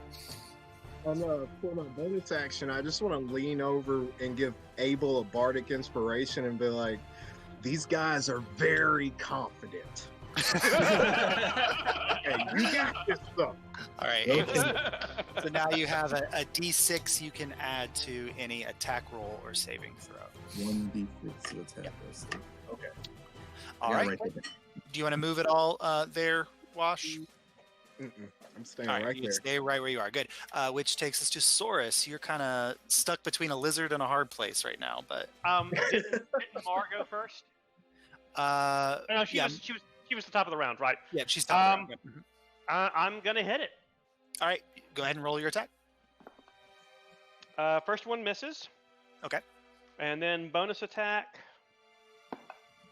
also misses. I rolled 4s both time.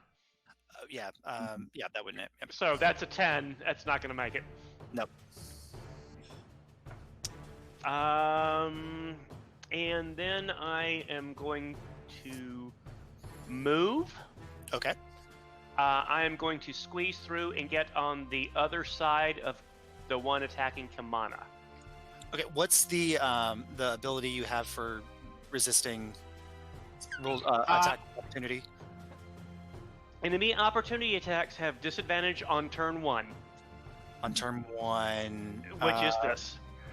It's your turn 1, but it's not the enemy's turn 1. Doesn't specify. It doesn't specify. Okay, we'll go with it being your turn 1. So he will have disadvantage on his attack, and you want to move. I want parallel- to give Kamana flanking. Okay, so let's see. That's 5'10". You'll have to go in the water. Then frame. Oh no, I can- you have your squeeze ability. Yep. So you can squeeze through here. So 5, 10, 15, 20, 25, 30, 35. Yeah, you can absolutely make it there. But he is I have gonna 45 movement, so yeah, you can get to the other side and give him flanking. But he is going to take a bite attack at you, which is a 17 to hit. yes. Was that with Okay. disadvantage? Oh, right, with disadvantage. Sorry. That's a 16. Still hits. I'm a Still hits. 16. Okay. So his incisors swipe out. He does 4 points of damage to you, and then Okay. the moment you see the incisors kind of grip your arm, you see the vines at the back flare up, and they start spinning in your direction, kind of around the snout of this beast and trying to wrap around your arm. I need you to make a strength saving throw. Or sorry, you could do either acrobatics or athletics saving throw. I'm going to go acrobatics. Okay. That's a 19. Okay, good. So you see this coming, and you're able to pull out just before the vines wrap around your arm, and you are not grappled by this creature, which does give you the freedom to move around and provide flanking for Kaimana. Okay. Awesome. Good. That takes us to the beaver's turn. So now this beaver here is going to make its bite attack at the giant lizard that sprouted in front of it. Does a 16 hit your lizard form there, Kaimana? Yes. All right. So you take 4 points of piercing damage from the bite, and then I need you to make an athletics check to see if you can resist the grapple from the vines. What? Knocking it off of my desk. Athletics, so strength, right? Yeah, whatever your strength modifier is as the lizard. 14. A 14. All right, so the bite comes in and hits, and the vines start to wrap around the hardy lizard form, but you just kind of tear out and you rip out of the vines, and you are fine. The other beaver is going to move. It's focused on Mars, so it's going to go ahead and take oh no, it's going to turn around Mar, and you see its butt now. But the giant leathery tail of this beaver, which had kind of been like hanging off the side of the dam into the water, suddenly lifts up in front of you, and it's towering over you 6 or 7 feet in the air, and then it's going to crash down and So I have like full view of its whole deal. Right? Yeah, that's cool. 100%. Huh. Yeah. It's a male. And so it's going to try to slap you with its tail. Okay. Oh, that's cocked. Does a 15 hit? 15 does not hit. 15 does not hit. So you see it kind of coming, and you're able to like dodge out of the way, and it crashes down onto the dam right next to you. I need you to make a dexterity saving throw.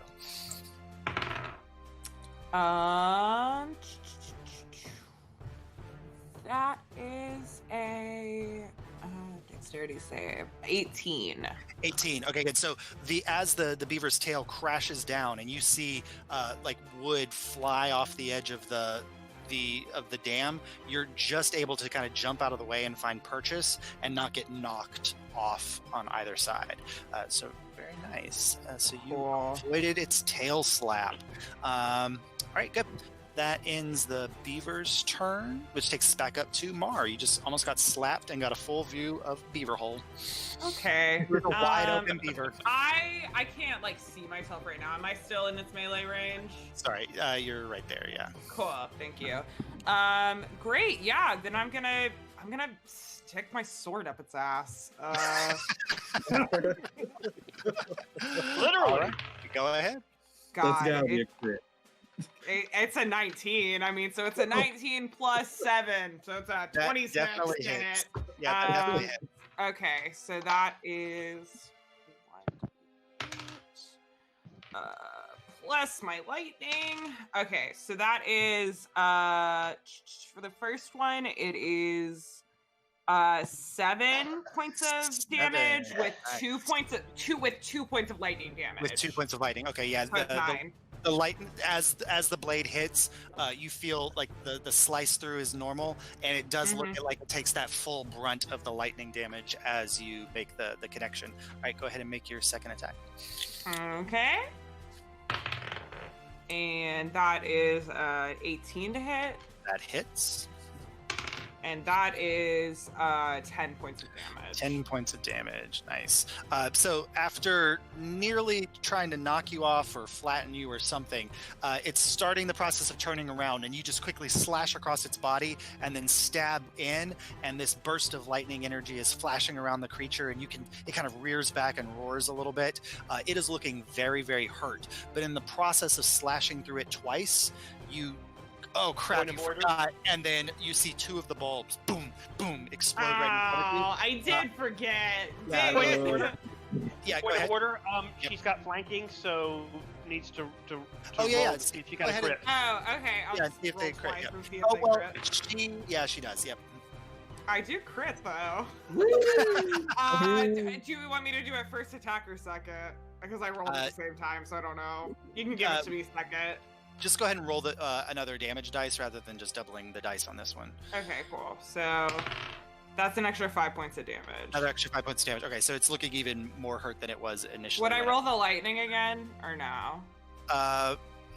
Yeah, let's say it was the first attack. That's fine. So go ahead and roll the lightning Okay. again. And that's another 4 points of damage. All right, so a total of 9 additional points of damage. Thanks for catching that, Rob. All right, so it's looking even more hurt than I said it was looking before. But with those 2 connections, you're like, oh shit, I forgot. And then you see Yeah. 2 of the bulbs pop. I need you to go ahead and roll a dexterity saving throw. Okay. Do I roll 2 or just 1? You can just roll 1 because this happens simultaneously. And also within 5 feet of that, I need Kaimana to also roll the dexterity saving throw. Dang it. Sorry. Mine's a dirty 20. Okay, so you don't take any damage. It's a nat 1 from me. Okay, Oh, so sorry. Kaimana, you take a total of 5 points of poison damage as 2 of these bolts pop. So your lizard takes 5 points of poison damage. Okay, starting to feel that one. Oops. Well, that one's almost dead, and you've got flanking on the other one, and I'll have flanking. So Yeah, and that does take you to Kaimana's turn. So All right, I will dispel the beast shape because I don't have that many hit points left on it. okay, so you drop back down to your Kaimana form. Do you want? So you were technically taking up a large amount of space. Where do you want Kaimana to end up? Closer to this one or closer to the other one? Closer to the water. Closer to the water. Yeah, and giving Rob's character flanking. All right, good. So I got you there for flanking. Okay. And how the bridge that they're on. The dam. It's about it's just wide enough. Like Rob was able to move around it because he can kind of skirt that area with his kind of racial ability there. It would be a little difficult for you to try if you wanted to make it around either of them. They're taking up most of the bridge. Yeah. The one that Rob is fighting, are its feet wet? Yeah. I mean, it just pop out of the water. Okay, I want to try to freeze its feet to the bridge itself or the dam itself. Okay. Let's do a. Go ahead and roll a d20 and add your wisdom modifier, and we'll Alright. play that against their strength as Okay. as the saving throw. That is a 17.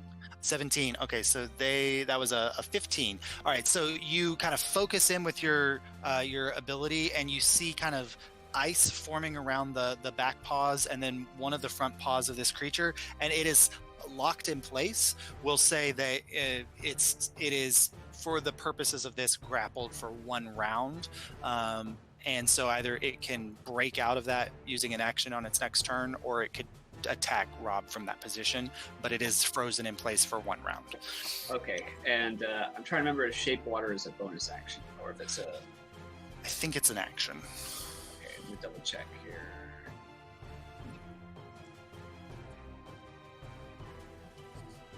Yeah, 1 action. Okay.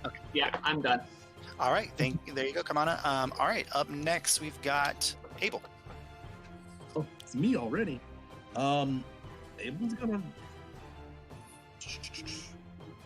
rinse and repeat. He's gonna do the same thing he did last time. So I'm going to, with my light crossbow, take aim and see if I can smack the. Wait, I have 80 feet. Who's the most hurt right now? The one next to Mar is looking pretty rough. Kill it. Next to Mar. Okay, I'm gonna aim for that guy, and Okay. that's 80 feet, right? Oh yeah, that's 30 feet. Go ahead and roll your attack roll. All right. So I'm gonna Is roll still, my. this magic weapon still active? Yes. It's up for 10 minutes, I think. Is that right? It Sweet. says just until. Oh, for you, I think it's an hour. It's a long time. Yeah. Okay.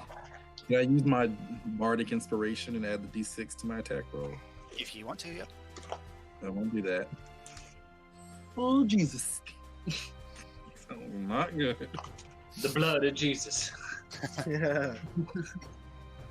16. It was a 10 plus 5.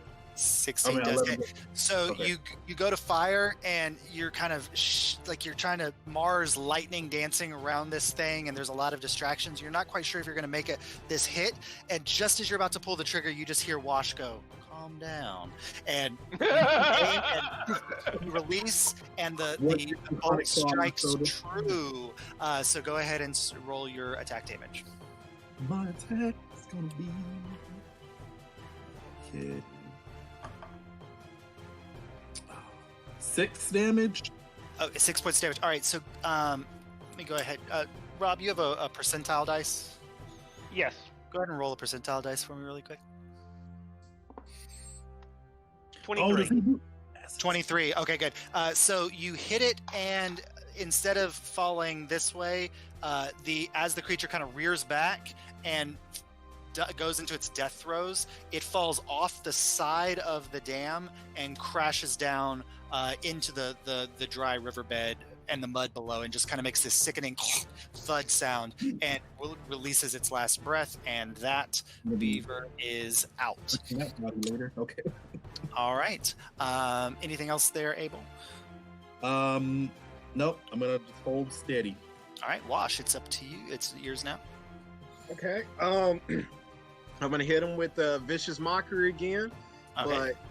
but this time I'm gonna lean down and like kind of rub the edge of a log and be like, "You call this craftsmanship?" That's a wisdom saving throw. That's a 13. What's your DC? So let's see, 1d4 psychic damage and disadvantage on the next attack roll. All right. So go ahead and roll that damage.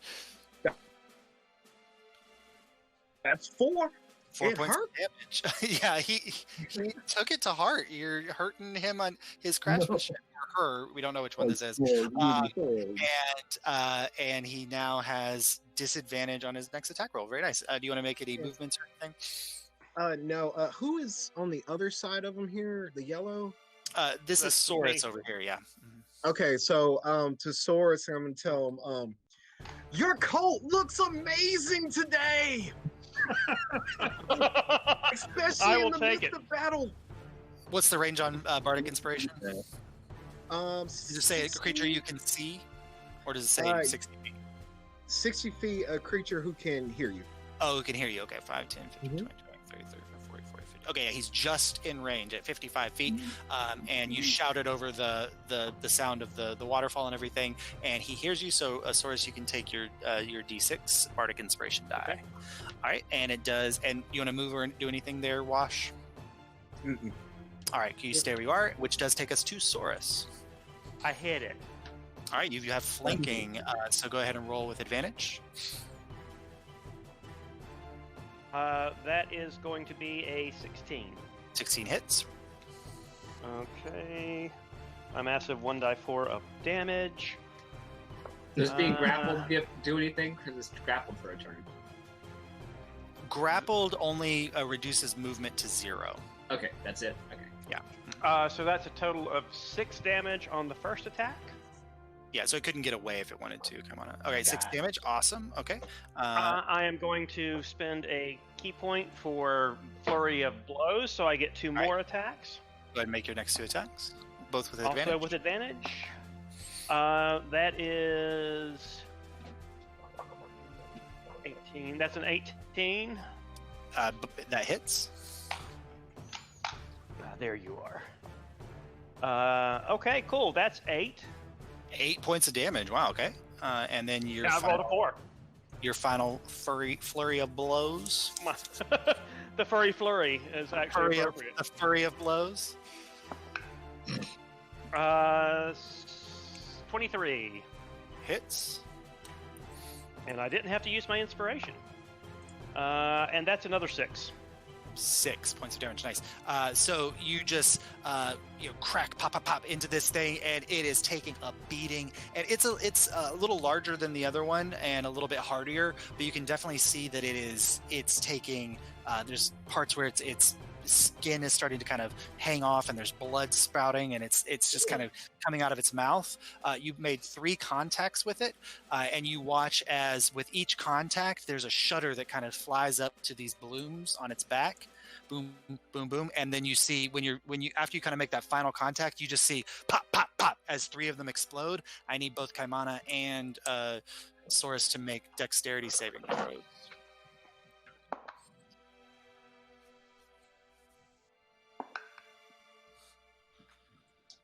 I am using my Bardic Inspiration, and that gives me a 17.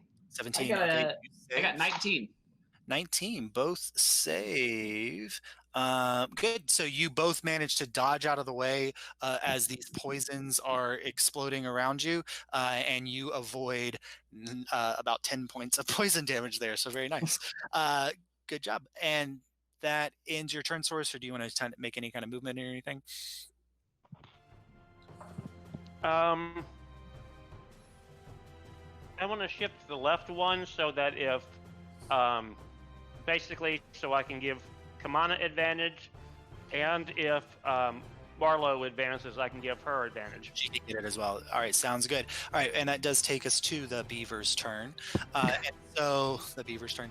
So it turns Saurus to kind of face you as the source of all of this this pain that it's currently receiving.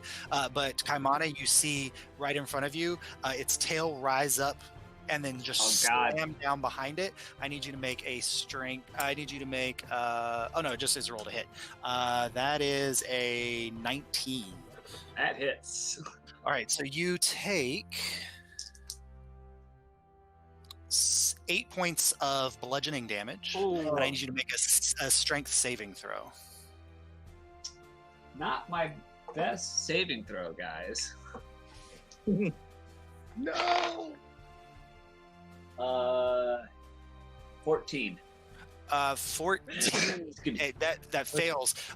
So as it kind of slams down at you, the beaver's tail like flicks to the side, and you get thrown 5 feet and splash into the water on that edge of the dam. You have a natural swimming speed, so you're going to be okay. Better than expected. But We're okay. are you now still about 10 alive? Feet away from it. But it did throw you. If it had thrown you the other way, that would have been really bad. But so you made that there. Good, and that is going to end the beaver's turn. That takes us back I think that takes us back up to the top. Mar.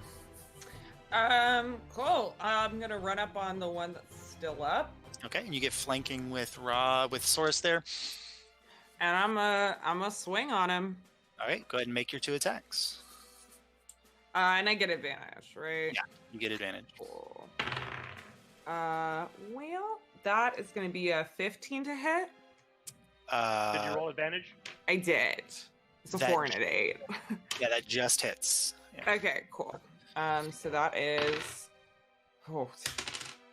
Okay. Well, all right. So that is 6 points of bludgeoning damage with 4 points of lightning damage, so 10 damage total. Okay. And that first one. All right. You carve into it. A chunk of it kind of sloughs off to the side, and then immediately is cauterized by the lightning damage and starting to look hurt. Okay. Then I guess attack again.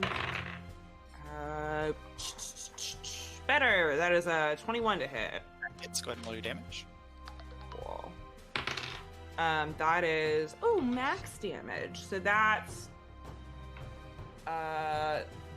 13 points of damage. 13 points of damage. Mar, how do you kill this beaver? Yeah. Okay. So I slash at it with the lightning, and it's Okay. like starting to crackle with energy. And then what I want to do is just straight stab into it, and as I'm pulling out, kick it so it goes over the edge.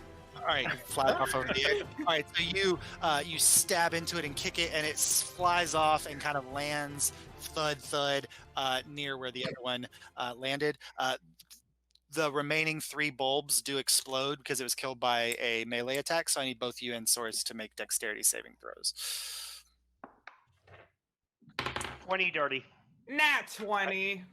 All right, so you guys played. I rolled Excuse me, 22. 3 4s. You avoided 15 points of poison damage. Hell with yeah. those dexterity saving throws. Very nice. So you guys have killed the fine parents of whatever beaver family is living in this lodge here. So Those Lion Witch in the Wardrobe kids are going to be so disappointed when they turn up.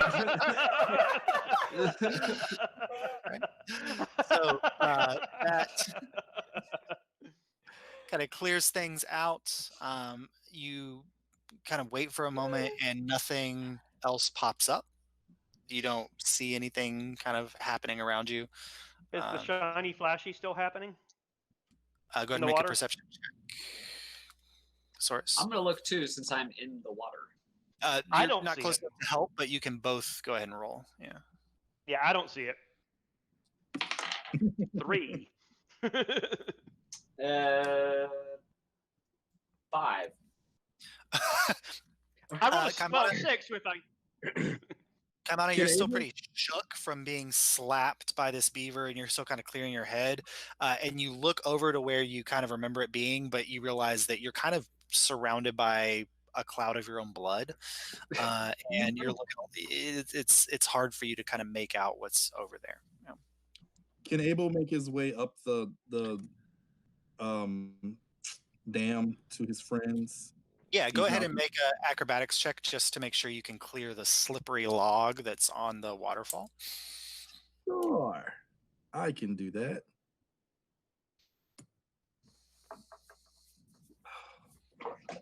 Seven.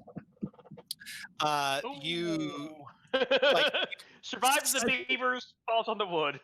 you slip and kind of catch yourself on the log and end up half in the water, which is thankful because now all that mud a lot of that mud is now washed away. But you kind of make it over, and it's easier for you to kind of just pull yourself along the side of the dam for a minute, and then you pull Okay. yourself up. It takes you a little bit longer to get over to where they were than it would have otherwise. Yeah. So first thing is I want to say, who needs healing? Who is injured? Who's hurt the worst like this? Yeah. It's for sure Kaimana. It's all up. My way over to Kaimana, and Abel's gonna pull out like a small little mechanical spider, and he's gonna like place his hands on Kaimana near his wounds. And the Did you little say a mechanical spider? Yeah, little mechanical spider, and the spiders are like. I'm gonna like swat it. Get away from me. Mark I'm an swings at it. This is I how don't like spiders. I refuse to fight them. sorry, but this is how I work my magics. And like he's gonna crawl along Kamada's wounds and leave like a little thin thread of like glowing green web. And then when I take my hand off, the spider's gonna just go limp. I can pick him up, and then it'll heal him using the Cure Wounds spell for 1d8 plus your spell Oh. bonus.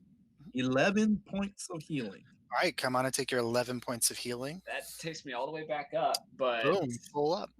Kaimana did not enjoy that. He's my little friend, eh? And I put him back in the little. It wasn't that it was a spider; it's that it was mechanical. Druids don't like metal. So I kicked the one over the edge. Is the body of the one that went in the water like available for me to just kind of like investigate real quick? They both fell over the edge. Well, I'll just kind of like make my way down and eventually like go check them out.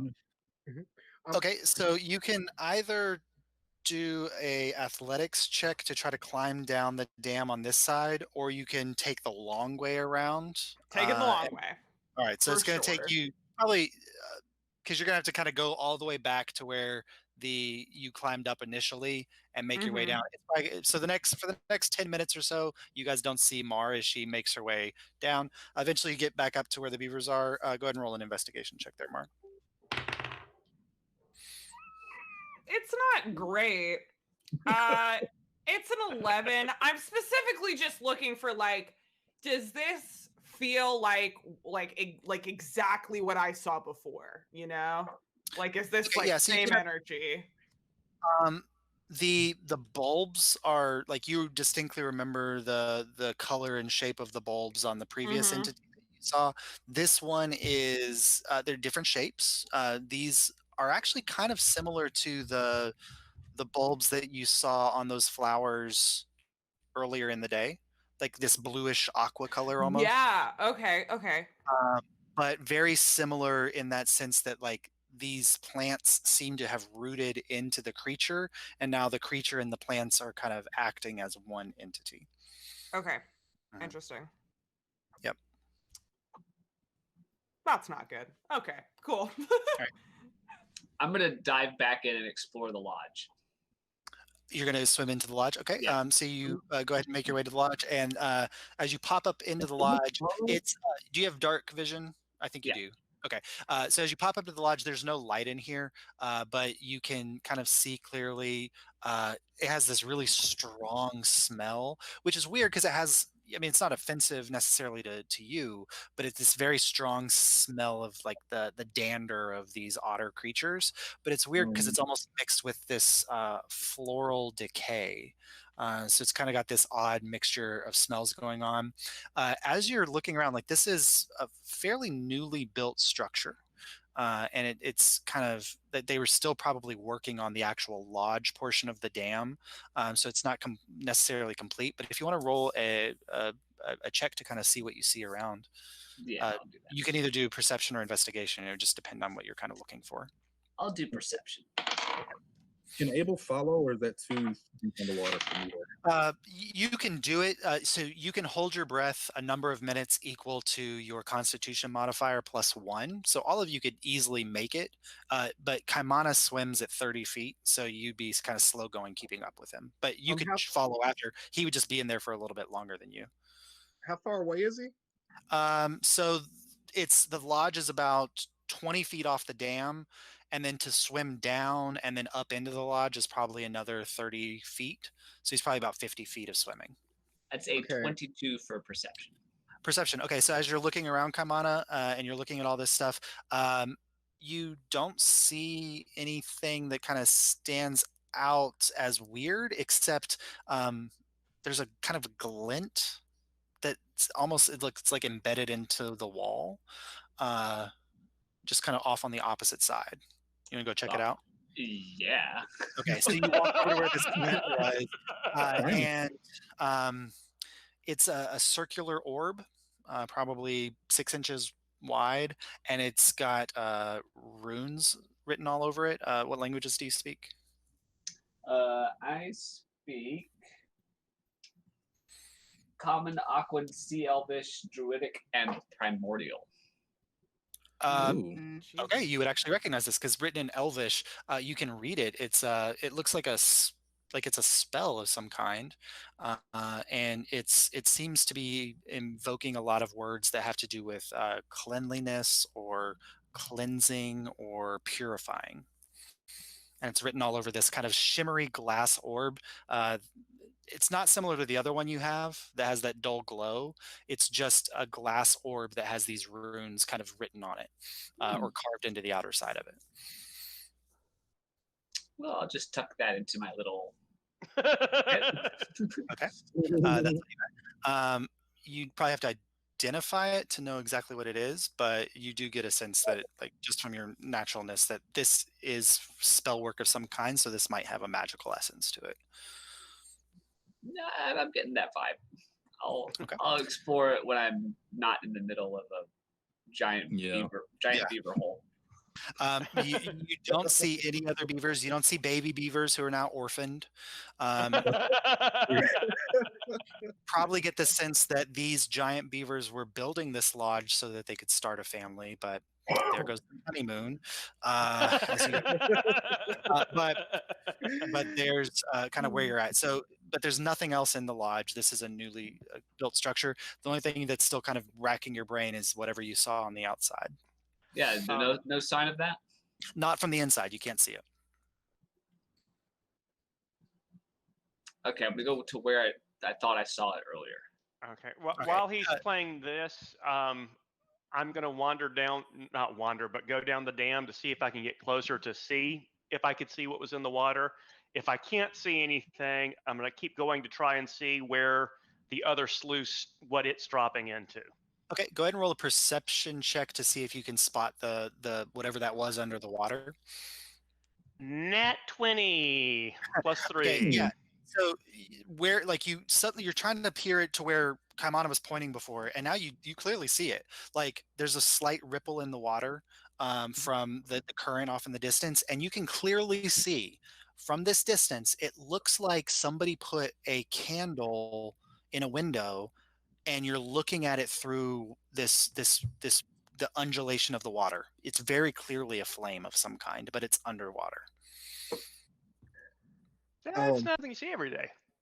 No, it ain't. I want to walk up next to Source and be like, oh, sorry, Washer, just okay. And with a natural 20, you even get the sense that wherever this flame is, that there's in the shadows underneath this lodge, there's a shadow around this flame or near this flame that is of a different make than the other shadows. So there's something a little out of place where that flame is. Lemon's teeny hut underwater. All right, yeah, Watch, what were you doing? oh, I'm gonna walk up next to Source and like look down at what he's looking at and be like, huh. And then summon dancing lights. Okay. And I want to put the 4 together into like a small I know it says humanoid figure, but can it be a fish? Sure, yeah. Okay, and then I want to Anything drop cool you can do with a cantrip, we're gonna play that game. So go ahead. okay. So I'm gonna be like, I'm just gonna drop it in just nonchalantly, just walk up and boop, a light fish, and I want it to go down to where that is. So you send them off in that direction, and so as this fish of light descends into the water, it starts to light up things, and you're still being incredibly perceptive as this is happening, Saurus. And what you see, that shadow that looked different than everything else, is the shape of a body. Found Radagast the Brown or whatever, the great Randini. And at this point, Abel, if you were swimming to catch up with Kaimana, you're near the entrance to the lodge, and you see this like bright light, a fish made of light, swim past you, and it pulls your attention over. And now you can also see that there's a body Yeah. So you want to change and head towards that where that body is? Yeah. Okay. So you swim over there. Go ahead and so you get there, and what you see is like it's almost like the beavers put this body here. Um, Go ahead and roll an investigation check as you're checking it out, but you can clearly see that like it was wearing very nice armor, leather armor, that has now been chewed apart in places, and this man died a fairly horrible death, and then seems to have been placed here in the lodge. And in his hand, clutching in his hand, he's holding a candle, and the candle flame is lit and burning. I rolled a He 19. also has a shock of blonde hair that's just kind of slightly undulating in the water. You rolled what was it? 19. 19. So as you get closer and you're kind of looking at him, you're like, totally recognize this description. This is the Great Redfield. You see No, that was the Great Redfield. the one that's the Great Redfield, yeah. The like kind of pushed into the side of the lodge, you see the hat with the waterlogged feathers sticking out of it. You see his armor, which is just torn to shreds. You see on his back like this beautiful red cloak. It's obviously waterlogged, but even then you can, like in the light from this fish, you catch like the faint glimmer that the thread that makes the brocade on this cloak is, it seems like it's almost woven with gold. It like shimmers in the light, and it looks fairly untouched. With that investigation check, as you're kind of checking out the body and looking at it, you find it has a pouch on its belt. Do you take the pouch? Yes, I'll take the pouch. Okay. If I can remove You take the the pouch. cloak and the candle as well. Yeah. So grabbing the pull the whole candles. body out. You want to bring the whole body up? Let's just pull the body to the surface. Okay. Roll a strength check. Don't drown. It's only been about 30 seconds at this point, so I don't know what your constitution modifier is, but he's a few minutes. Oh, just up top, right? Just regular strength. Yeah. A 10. You start to pull the body up, but you're having to like remove it from where it's been wedged in among some other branches. So you're having to push the branches out of the way and do these kind of things. You're starting to get the sense that it might take you longer to get the body out from where it is than you think you can hold your breath. I'll just grab the pouch and I'll take the little cloak off and the candle. Okay. You also, on its other hip, you discover, because you rolled a 17, you discover a leather, kind of a circular leather tube container about this long, on it, kind of tucked behind it. But when you're removing the cloak, it kind of pulls it forward a little bit, and you're like, oh, I didn't see that before. And you grab that too. So you've got a pouch, the cloak, you leave the armor behind, and this other leather container, and then you swim up to the surface. Yeah. And I'll let them know that, well, I guess Saurus and Wash would have seen, right? Yep. They were down there. They were watching. But I'll make sure to point out, like, I did not get the armor, or I could not get the body to the surface. Like, if they want to maybe make an attempt to bring it up. I was going to leave that to Kamana. I'm still down there. Yeah, did you come out of the lodge yet, or are you still hanging out in the lodge? I just left the lodge probably when I saw them go mess with the body. About the time you kind of get out of the lodge, you see Abel swimming back up to the surface. So you can kind of time that with him. I am going to stay in the water. Okay. I'm going to go to the body. All right. Did you take the cloak off of it, Abel? I did. Okay. I'm going to take the body into the lodge. Into the lodge. Okay. Go ahead and roll a strength check. It's a little bit lower DC because Abel did spend some time trying to remove some of the elements. That is a 13. A 13. So it's going to take you a little while, but you can hold your breath for as long as you need to. I guess 30 minutes or whatever.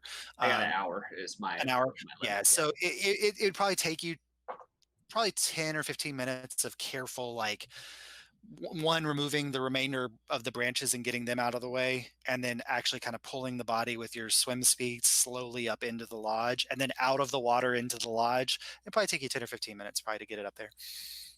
Okay.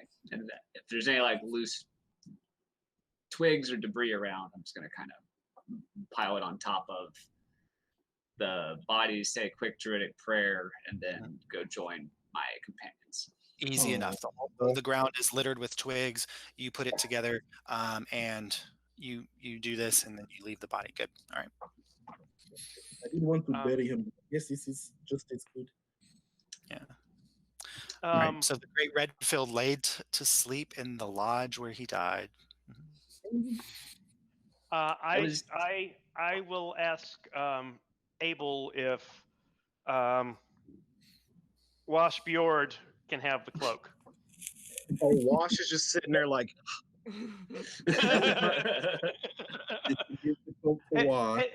His original cloak was ruined by the acid and the ankegs, so yeah, true.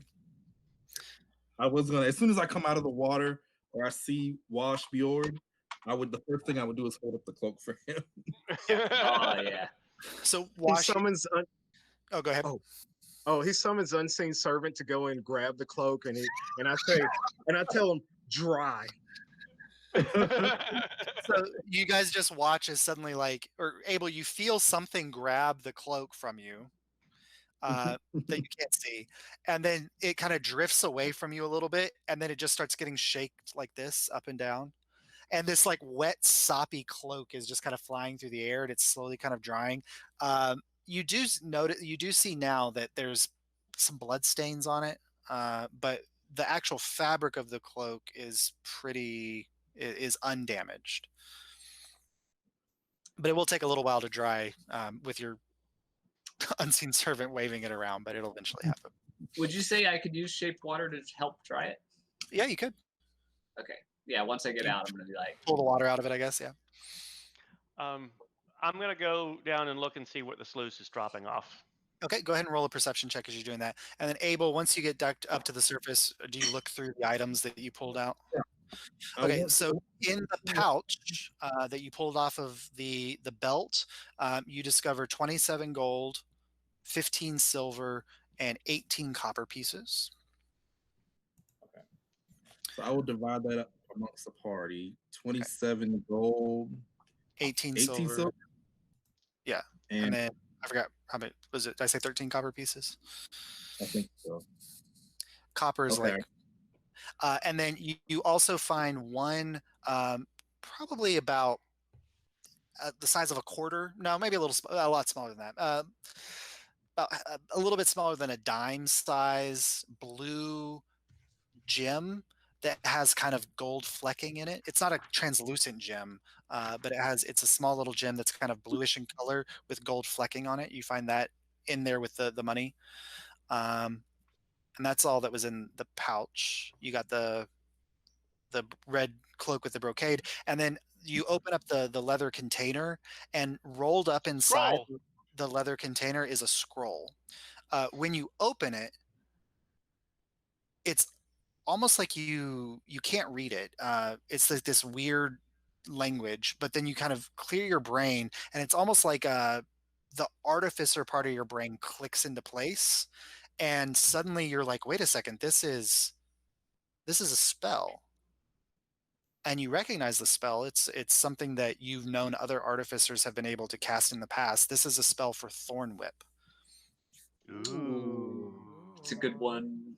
So you have a spell scroll for one casting of the cantrip Thorn Whip. Ronnie, before you divide up the money, that was part of what we were supposed to get paid to go back to the Adventurers Guild. She had just paid him up front, remember? So we probably don't need to split it up. I just want to say this because I don't want Ronnie to do this math that's not going to be good later. It's going to be useless. Oh, and then Abel, you also have the candle, which burned the entire time you went and were in the water. And then the moment you came out of the water, like a gust of wind came and blew it out. What? Put it back under the water. Yeah. You put it back under the water. There's no flame. Great. We got a soggy candle now. So when we get a more stable place, I'll cast identify on some of these objects to get a better idea of what we're dealing with. I don't want to do it right now. Okay. You want to take the 10 minutes to do that right now? I mean, unless are we going to? Do you believe we You should could- take a short rest here, group? And if so, I can cast my identify Well, spell. it's Mars still got to get back to us. Yeah. Kamana is still burying the body. I'm going to look at the other end, and the cloak is drawing. So you probably have enough time. By the time everyone gets back together, you should have had time to cast it, I would think. Yeah, like between the two castings as a ritual, you can read the scroll, so you don't need to identify it because it's a spell that an artificer knows how to cast. You can just read it. Kaimana could also read it as well, just as a general thing, because you are the two that have the ability to cast this spell. But the other two items you would need to identify, so it'd take you about 20 minutes to identify both of them. Wait, what else was there? There was the candle and Well, Kaimana's holding on to it. Kaimana, did you show them the orb you found? No. Never mind. So all you know, Abel, is that you have this candle that you are like, it's a weird candle, and you want to identify it, so you can take 10 minutes to do that. okay. Is the cape magical, or is it just pretty? I mean, you can try to identify the cape if you want. Yeah, I'll say put everything together, and I'll try to cast I will try to cast my magics on it to see if there are any magical properties on these items. Okay. And I don't know, what's an artificer way to cast identify? Maybe I pull out a little magnifying glass. You put one of those glasses with all the lenses on it. Yes. And I'm adjusting, and you see little flashes of arcane magic coming out of them or whatever as I'm adjusting and figuring them out. And I'm casting the identify ritual spell on all my objects. I want to see if that little blue gem is magical. Okay. The candle, and if Wash doesn't mind the cloak as well. Okay. All right, so over the course of the next 30 minutes, you're doing that. Everyone else can take a short rest, except Saurus, I think you're doing some investigation over there. Yep, Did you roll your perception check already? 12? Okay, you get to the edge of the dam where it kind of buttresses up against the opposite cliff face of the opposite bank. Yep. And you see where normally there was kind of a ridge of land that is rising up currently underneath the lake that probably used to hold back the lake from what's on the opposite side. What you're looking at is that it's now spilling over into a ravine that you can't see the bottom of, that kind of curls off or jaggeds off into the distance, kind of out of sight. Okay. So it's now all that water is just now dumping into a Bottomless cave system, ravine. probably. Yeah. Okay. Mara, you're still heading around. Yeah, I do want to say I grabbed like what I did before. I just harvested one of the seed pods and put that with my herbalism kit because I want to see if I can do some shit with it. Nice.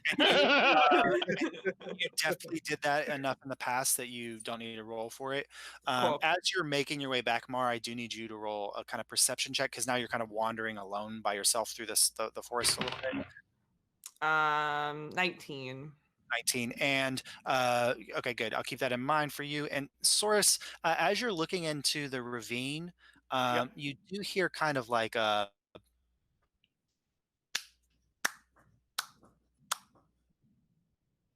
What the hell? and you look up and you follow the eye side of it, and you see like a pretty beautiful looking tabaxi.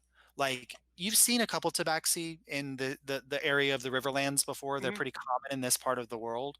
But this tabaxi has like the most sleek, beautiful, shiny fur that you've seen. And it's not wearing a lot of clothing, but it's got this beautiful sash across its chest that's this bright emerald green color that kind of shines up really well against kind of its black coat. It has piercing green eyes, and it's just kind of standing there, like clapping its paws at you. And it looks down and says, in like this unnaturally, this voice that has this kind of unnatural reverb to it. Very nice, very good. And I'm guessing this is a representative of the goddess of nature, some kind. All right. And Oh. for everybody else, we're going to go ahead and end there tonight with the appearance of this tabaxi. Let's go ahead and with the completion of your very first task as members of the Adventurers Guild, you all hit level 3. Let's go ahead and roll our hit points while we're here, and then something happens while you're alone in the woods that we're going to do once everybody else. Can Ronnie? Can you tell what Ronnie identified? Yeah, Yeah. Right. Yeah. So go ahead and roll your hit points, and then for you, and I'll put in the chat for everybody what Ronnie or what Abel identifies. Kaimana, I'll send you independently what you got, because you're able to read enough of the runes that you can kind of get a sense of what it does. The gem is not magical. It's just it's like a 1/4-inch lapis lazuli gem. The candle is magical, and you kind of get the sense of what it is. It's a candle of the deep. You can light it and it burns like a normal candle, but when you put it in water, the flame doesn't go out. That's Cool. And then the cloak does have a minor magical enchantment on it. And so, Wash, I imagine this goes to you. What it provides is once per day advantage on a charisma check of your choice. yeah. Oh, nice. Nice. Once per day. That is perfect. Perfect. Yeah, the Great Oh my Red Shield God. had a lot of people convinced that he was amazing, and you probably now know why. He fooled even himself. He reminds me of Kenneth Branagh in Harry Potter. Oh yeah. Lockhart, yeah. Oh yeah. Yeah, 100%. Wow. And just can I say for the record, giant beavers. When you said it last week, I was like, oh man, but then I was like, oh no, the reveal will still be awesome because he called No, it. truly it was better. It was truly better with the hype around it, where we like the And the slow fact build. that I We're like, it repeated it. can't be a beaver. It surely can't be a beaver. It might be a fucking beaver. Wait a minute. Yeah. Okay. The fact that I said it again and just stuck with it, it's just like it's gonna be and it's like there's no chance it's a giant beaver, but Source wouldn't know that, and no, just beautiful. Just that was it's a giant beaver. Yes. Giant. Victory. Awesome. While we were resting, though, Wash did sing a song for us for inspiration. Okay, the Song of Rest. Go ahead, Wash. Yeah. We're the ticket takers, the destiny shakers. We have a coin maker with shiny rings, an otter that likes all those things, a rat with a pistol gap. Come on, don't you dare touch that thing. Face the blood warrior face the blood warrior that wields lightning, and a bard to record all these things.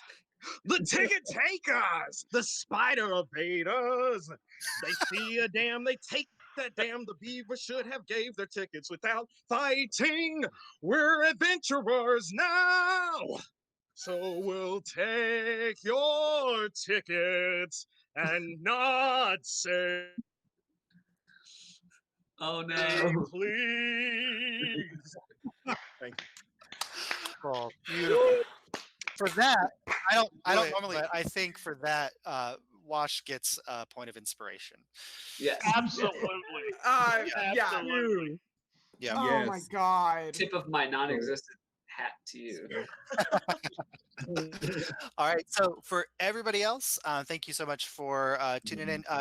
For you guys, but I do need to ask you to leave the meet because something for Mar. But we'll pick up there with this mysterious tabaxi figure next week. All right. Wait, okay. Alrighty. Walt, did you record your cloak? Huh? Walt, did you record your cloak? Yes, I did. I did. Thank you. And I'll send you the information about the magic items for Wash and for Kaimana, and then for the Candle of the Deep as well. All right. Okay. Sounds good. See you guys later. Thank you. Bye, Bye. guys. Bye. Good luck, Grace. Thank you. See you, Ben. Bye, Ben. Bye, y'all. All right, so Mar, as you're walking through the forest, you get the sense you've had this odd sense since you came into the forest that there was something watching you beyond just the forest, and it was a recognizable feeling and not necessarily a discomforting one, but it's been kind of in the background. But the moment you separated from everybody else, you realized, nope, it's closer. And then you went and check on the beaver, and then as you're making that 30-minute walk back, you realize, nope, it's right there. And you look up, and out of the corner of your eye, you see up in a tree, not too distant from you, a silver and black fur werewolf, just in the tree, kind of holding like this. It's not like any werewolf that you've seen before that is, a wild werewolf. It's just kind of sitting there looking at you, and it has a very ornate cloak draped across its shoulders. It's wearing armor that you recognize, ornate armor of the order, and it's just kind of looking at you. And then for a moment you watch, and the features start to shift and melt away. And now standing up in the tree about 20 feet or so above you, you see Kaliana. And she looks down and she goes, I was wondering when you would notice. Sorry, I was focused on avoiding all the spiders again. So. Yes. You are very good at that, though. Yeah, I do my best. How are things going since you left the forest? Good. I mean, I found a whole group. So, I mean, I think that's progress. How long do you think I has been watching you? Oh, I mean, probably the whole day, huh? At least. Yes. There are a few members of your group that are not quite as quiet and stealthy as you. Yeah, well, we're working on it, though, so get But I there. was very pleased to see how quickly you jumped to the front and used your knowledge and skills to lead them safely through what could have been a very dangerous path. Yeah, I mean, I knew the area wasn't super hard. I don't think taking a step of leadership is something you can brush aside as not super hard. I guess, yeah. Right. And as she kind of says that, she pulls a rope out and it has a grapple attached to it, and she throws it down and it loops, and she swings down out of the tree and kind of climbs and gets down next to you and releases the grapple and then winds it up against her, and she gets up close and she says, tell me 2 things you have learned since you left Romulus. Oh boy. Well, I learned it's better for a lot of my friends if I take the hits instead of them, because they're a little more delicate, I guess. Yes, of course. And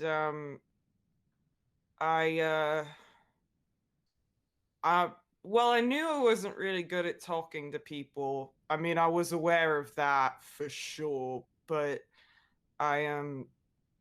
it's not so bad talking to people I know, I guess. Have you grown to trust this group that you are traveling with? Oh, I wouldn't say that. But I guess I'm getting there.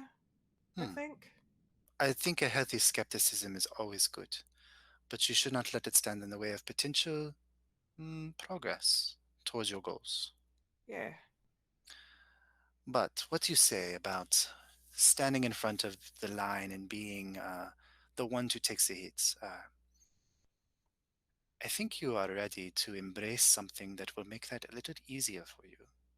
But you must face a fear that I know wells within you. What's that? And you see for a moment her features start to harden. Her nose starts to elongate. Her eyes kind of angle down, and you see she's bristling up into not a full werewolf form, but that hybrid form that you've seen her use before.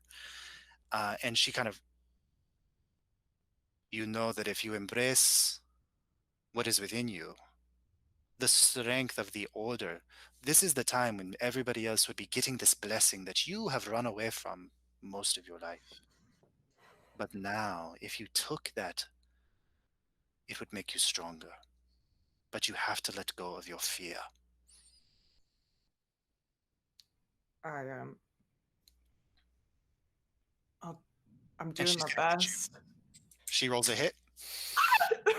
At a 15 to hit. No, she misses. I'm a 16. So as you're thinking, and she's trying to catch you off guard, she slashes out with her claws, and you can see the elongated claws, like from where it's kind of grown out. And she slashes out for you. Her first strike kind of scratches against your outer armor. Her second strike is a natural 20. Oh my god, no! So you take 6 points of slashing damage from her second attack. God, Killian, no! Grow stronger. You can do this. And she kind of is sitting there waiting for your what your next maneuver is. God. Fuck, I know what she wants me to do, and I don't want to do it. I don't want to do it. Go slight. Okay. That's a 16 to hit. Yeah, that'll do it. That hits. Okay, you take 4 more points of slashing damage. Okay. I wolf out. I wolf out on her. I do that. I try to hybrid. I try to be a wolf for a second. And Okay, so as the slash comes across you, with like you get this sudden clarity, and you if I have it punch in me. out at her. But as this punch is going out, you see not your hand, but these elongating claws, the fur bristling down your thing, the thing that you've been afraid of with every full moon, but suddenly with a fury and control that you have. So go ahead and make your unarmed strike against her with your hybrid claws. My hybrid claws. Okay. So you're right. Yeah, so that's okay. So can we say I did it with my sword because I forgot my unarmed strike is a -1 to attack? Can we just can't you use dexterity as your unarmed strike in the hybrid form? Yes, I can. Oh, I'm a fool. Yep. So that's a +7, so it's an 18 to hit her. An 18 to hit definitely hits. Go ahead and roll the attack. Yes. Oh, it's a 19 because I get a +1. Haha. Yep. Sorry. I literally okay, so then damage for an unarmed strike is just the like automatic damage, right? Or do I roll damage? No, with the werewolf damage, it's the 1d6. It's 1d6. Yes. Plus your dexterity bonus. I have completely forgotten. Oh, that's okay. Okay, so that's 2 points of damage, or do I get plus dex with it? Plus 2 dex, yeah. So that's 7 points of damage, and then I bonus action it. I hit her again because I'm mad. What again? God, yeah, it's a 19 plus. I mean, that definitely hits. Yeah. So then that.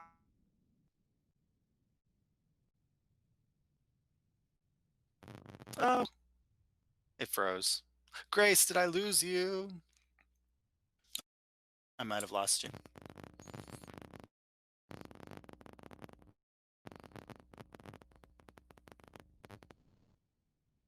Grace, are you there? Are you back? Yeah, sorry, yeah, it froze for a minute. Yeah, sorry, Spectrum. Spectrum. That's okay. I can cut out the part where you're going.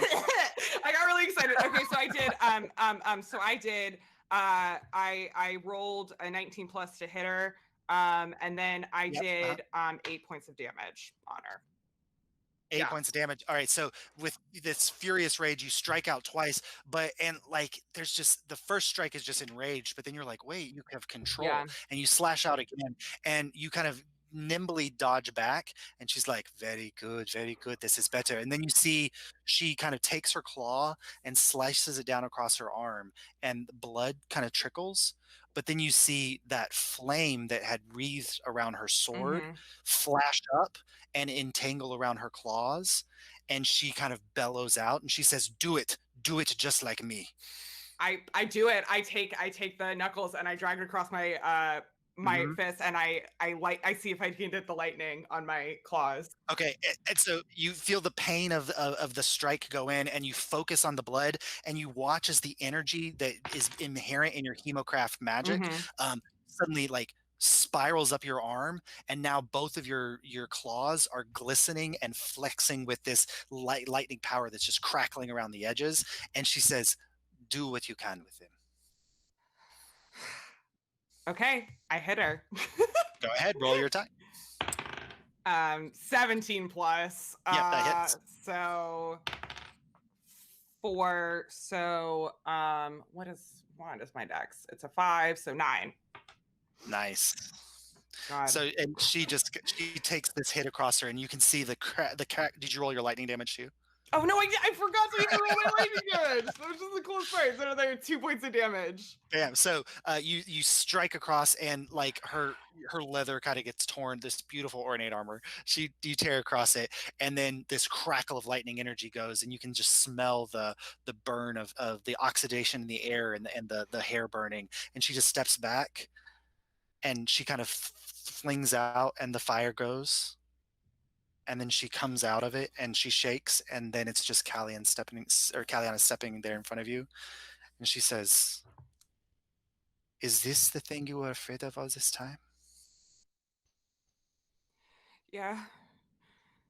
Are you still afraid of it?"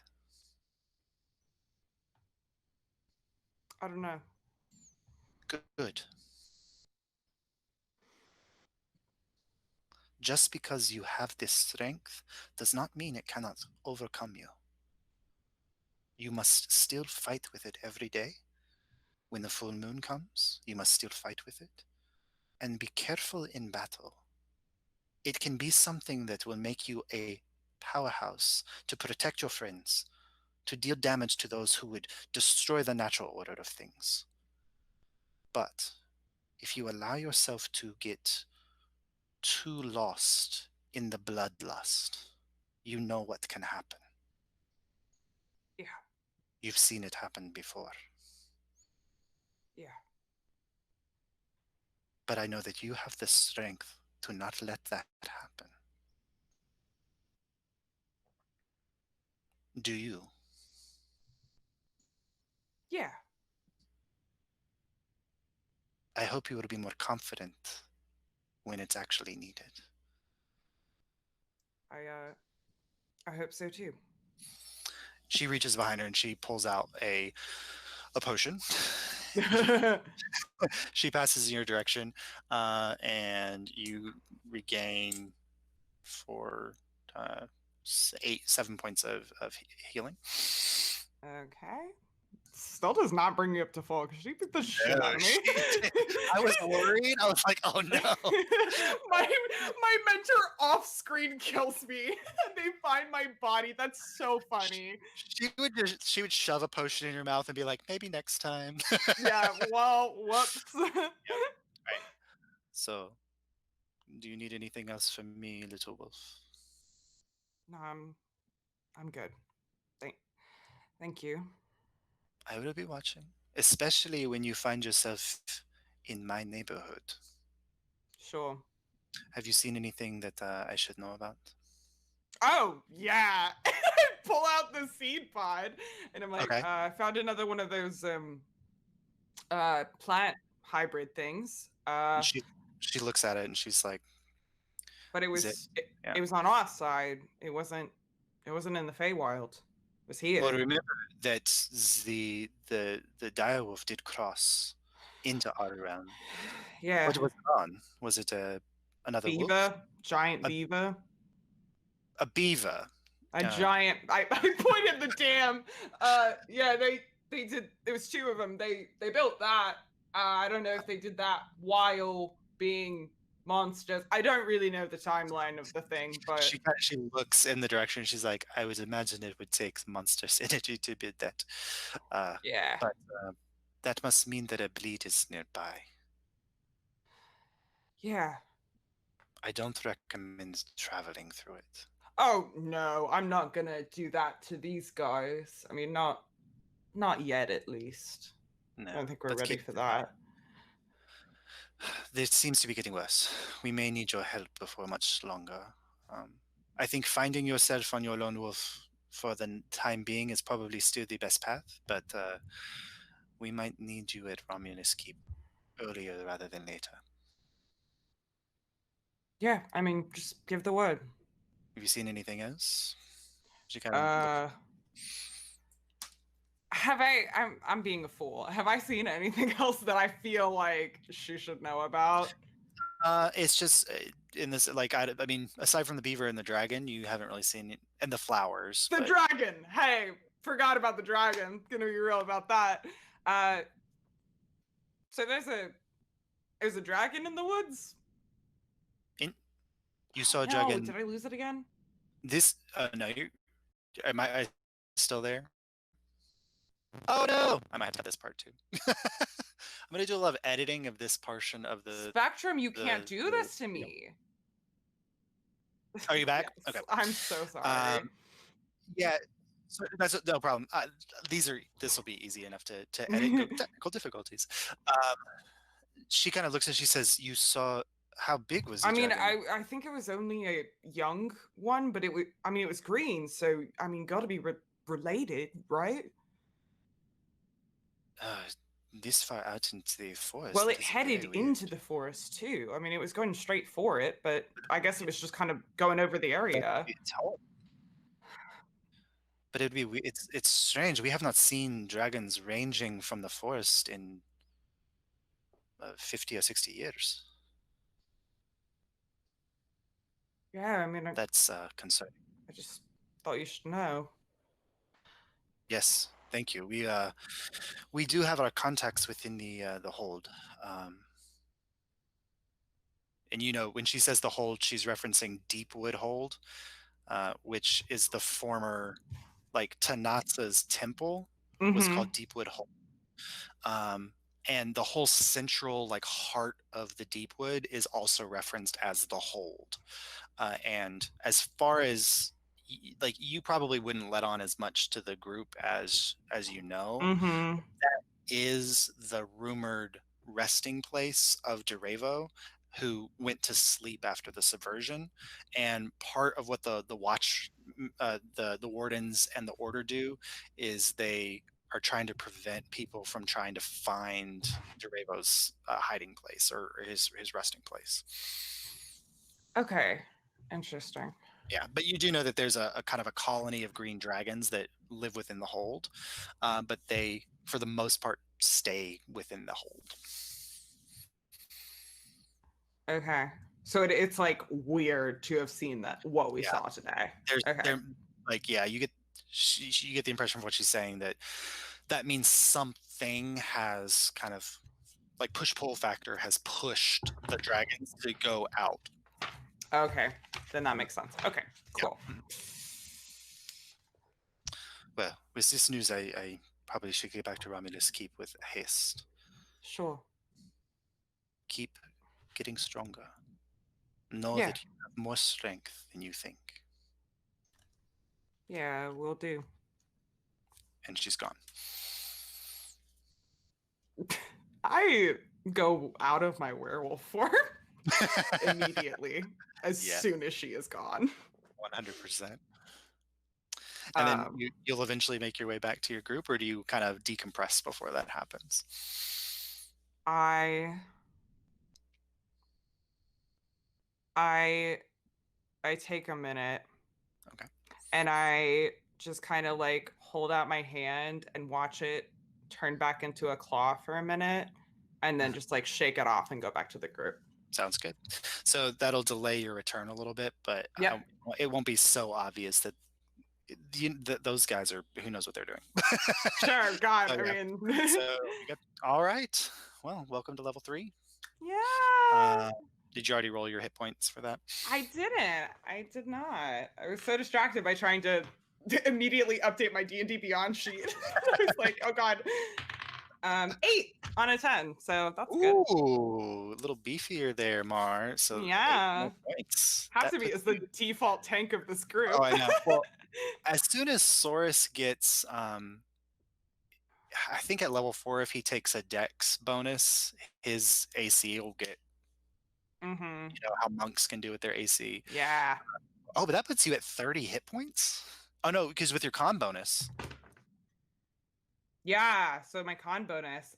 So that's actually gonna push me. What's my con? I don't remember what my con is. So that's, excuse me, D&D Beyond. So it's 2. So that's, Nice. You're at 32 hit points. I can do math. Yeah. Oh my At God. level 3, What's that's pretty explaining? awesome. That's like That's- barbarian level. Well, and yeah, I mean, and now the werewolf form is essentially like raging because I think I take half Yep. damage when I'm doing that. Yeah. Except The one we'll thing be using that for a bit. I have to look at it and see, because it might be, because usually werewolves take, unless it's a silvered weapon. So I'm wondering Mhm. if a silvered weapon doesn't damage you as much. So I'll have to look at it and see. There's But something about that for yeah. sure. yeah, but we're there. So thanks, Grace. Yeah, thank you. That You was get so the first fun. one. There you go. I know. I was so scared for a moment. It was just gonna be a random ass werewolf. I should have known it would be Kellyanne, but I was like, no, I hate werewolves. No. Yeah, no. And she was following you all the way from town. Like she was Yeah. in town the night before, but you never like looked Yeah. to see. Well, I wouldn't have assumed yeah. I would have been like, I wonder if Kellyanne is around somewhere. Maybe I should Yeah, look so for her. she's just been kind of waiting to see when you would be perceptive enough for her to pop up. Yeah. There I completely forgot we were supposed to do this little bit at the end of the session, by the way. So me going off on my own was not planned. I was just like, I want to go get another seed pod, dude. Nice. And then I realized Perfect. I set you up well, and I was like, intentional, definitely. Very nice. Not like I had like 3 or 4 different ways that she could probably jump into it, and then when you did that, I was like, this is perfect. Hey, wait a minute. All right. Well, I'll see you next Thursday. Yes, I will see you then. Yeah, can't wait to see what you all do with this. We'll see how long it takes me to reveal to this group that I'm a fucking It's werewolf. true. And I mean, like on the calendar, we're looking at about 4 more days till the next full moon. So Cool. all right. I'm gonna try to lie. It's gonna go terribly. It's gonna go 100%. terribly. This group has high insight. I'm gonna try it. I really think though that with like just the will of the dice, you'll roll like a nat 20 on it. We'll see. Or not one. You know, Or, you yeah, never know. It'll go one way. And or you the other. have to be like, well, she is a werewolf. I mean, you just immediately figure it out. She is absolutely 100% lying to you. She is aware. I thought, God, there was someone today. I think it was Rob because he's so perceptive in real life. You said Romulus keep at one point. Rob's eyebrow just went like, and I was like, Yep. oh, he's on to me. Stop it. Yep. It's great. It'll be great. It'll be fun. Yep. But he's also really good about not metagaming too. So Yeah, but he's going to, I know for sure he's going to be like, when it reveals, he's going to be like, I knew it. I called it. I just want everyone to know. he I was called aware. Giant Beaver. And so, If he can call Giant Beaver, I think he can call Werewolf for Yeah. sure. really upsetting to me because like I had Giant Beaver planned from like the first session. I was like, I knew that like this would be the first major thing that Roland asked sent you guys to do. I was like, Mhm. oh man, this is a good way to bring in like the corrupted nature of what's happening in the Deepwood. Yeah. No, it's so cool. And then Rob, it's a Giant Beaver. Like, thanks, I Rob. love him. Yep. What a Yeah. what a lad. He's too perceptive for his own good. He really is. All right. All right, I'll well- let you go. Good to see you. I'll see you next Thursday. I will see you then. All right. And then thanks everybody else for joining us. Hope you enjoyed the episode. Bye.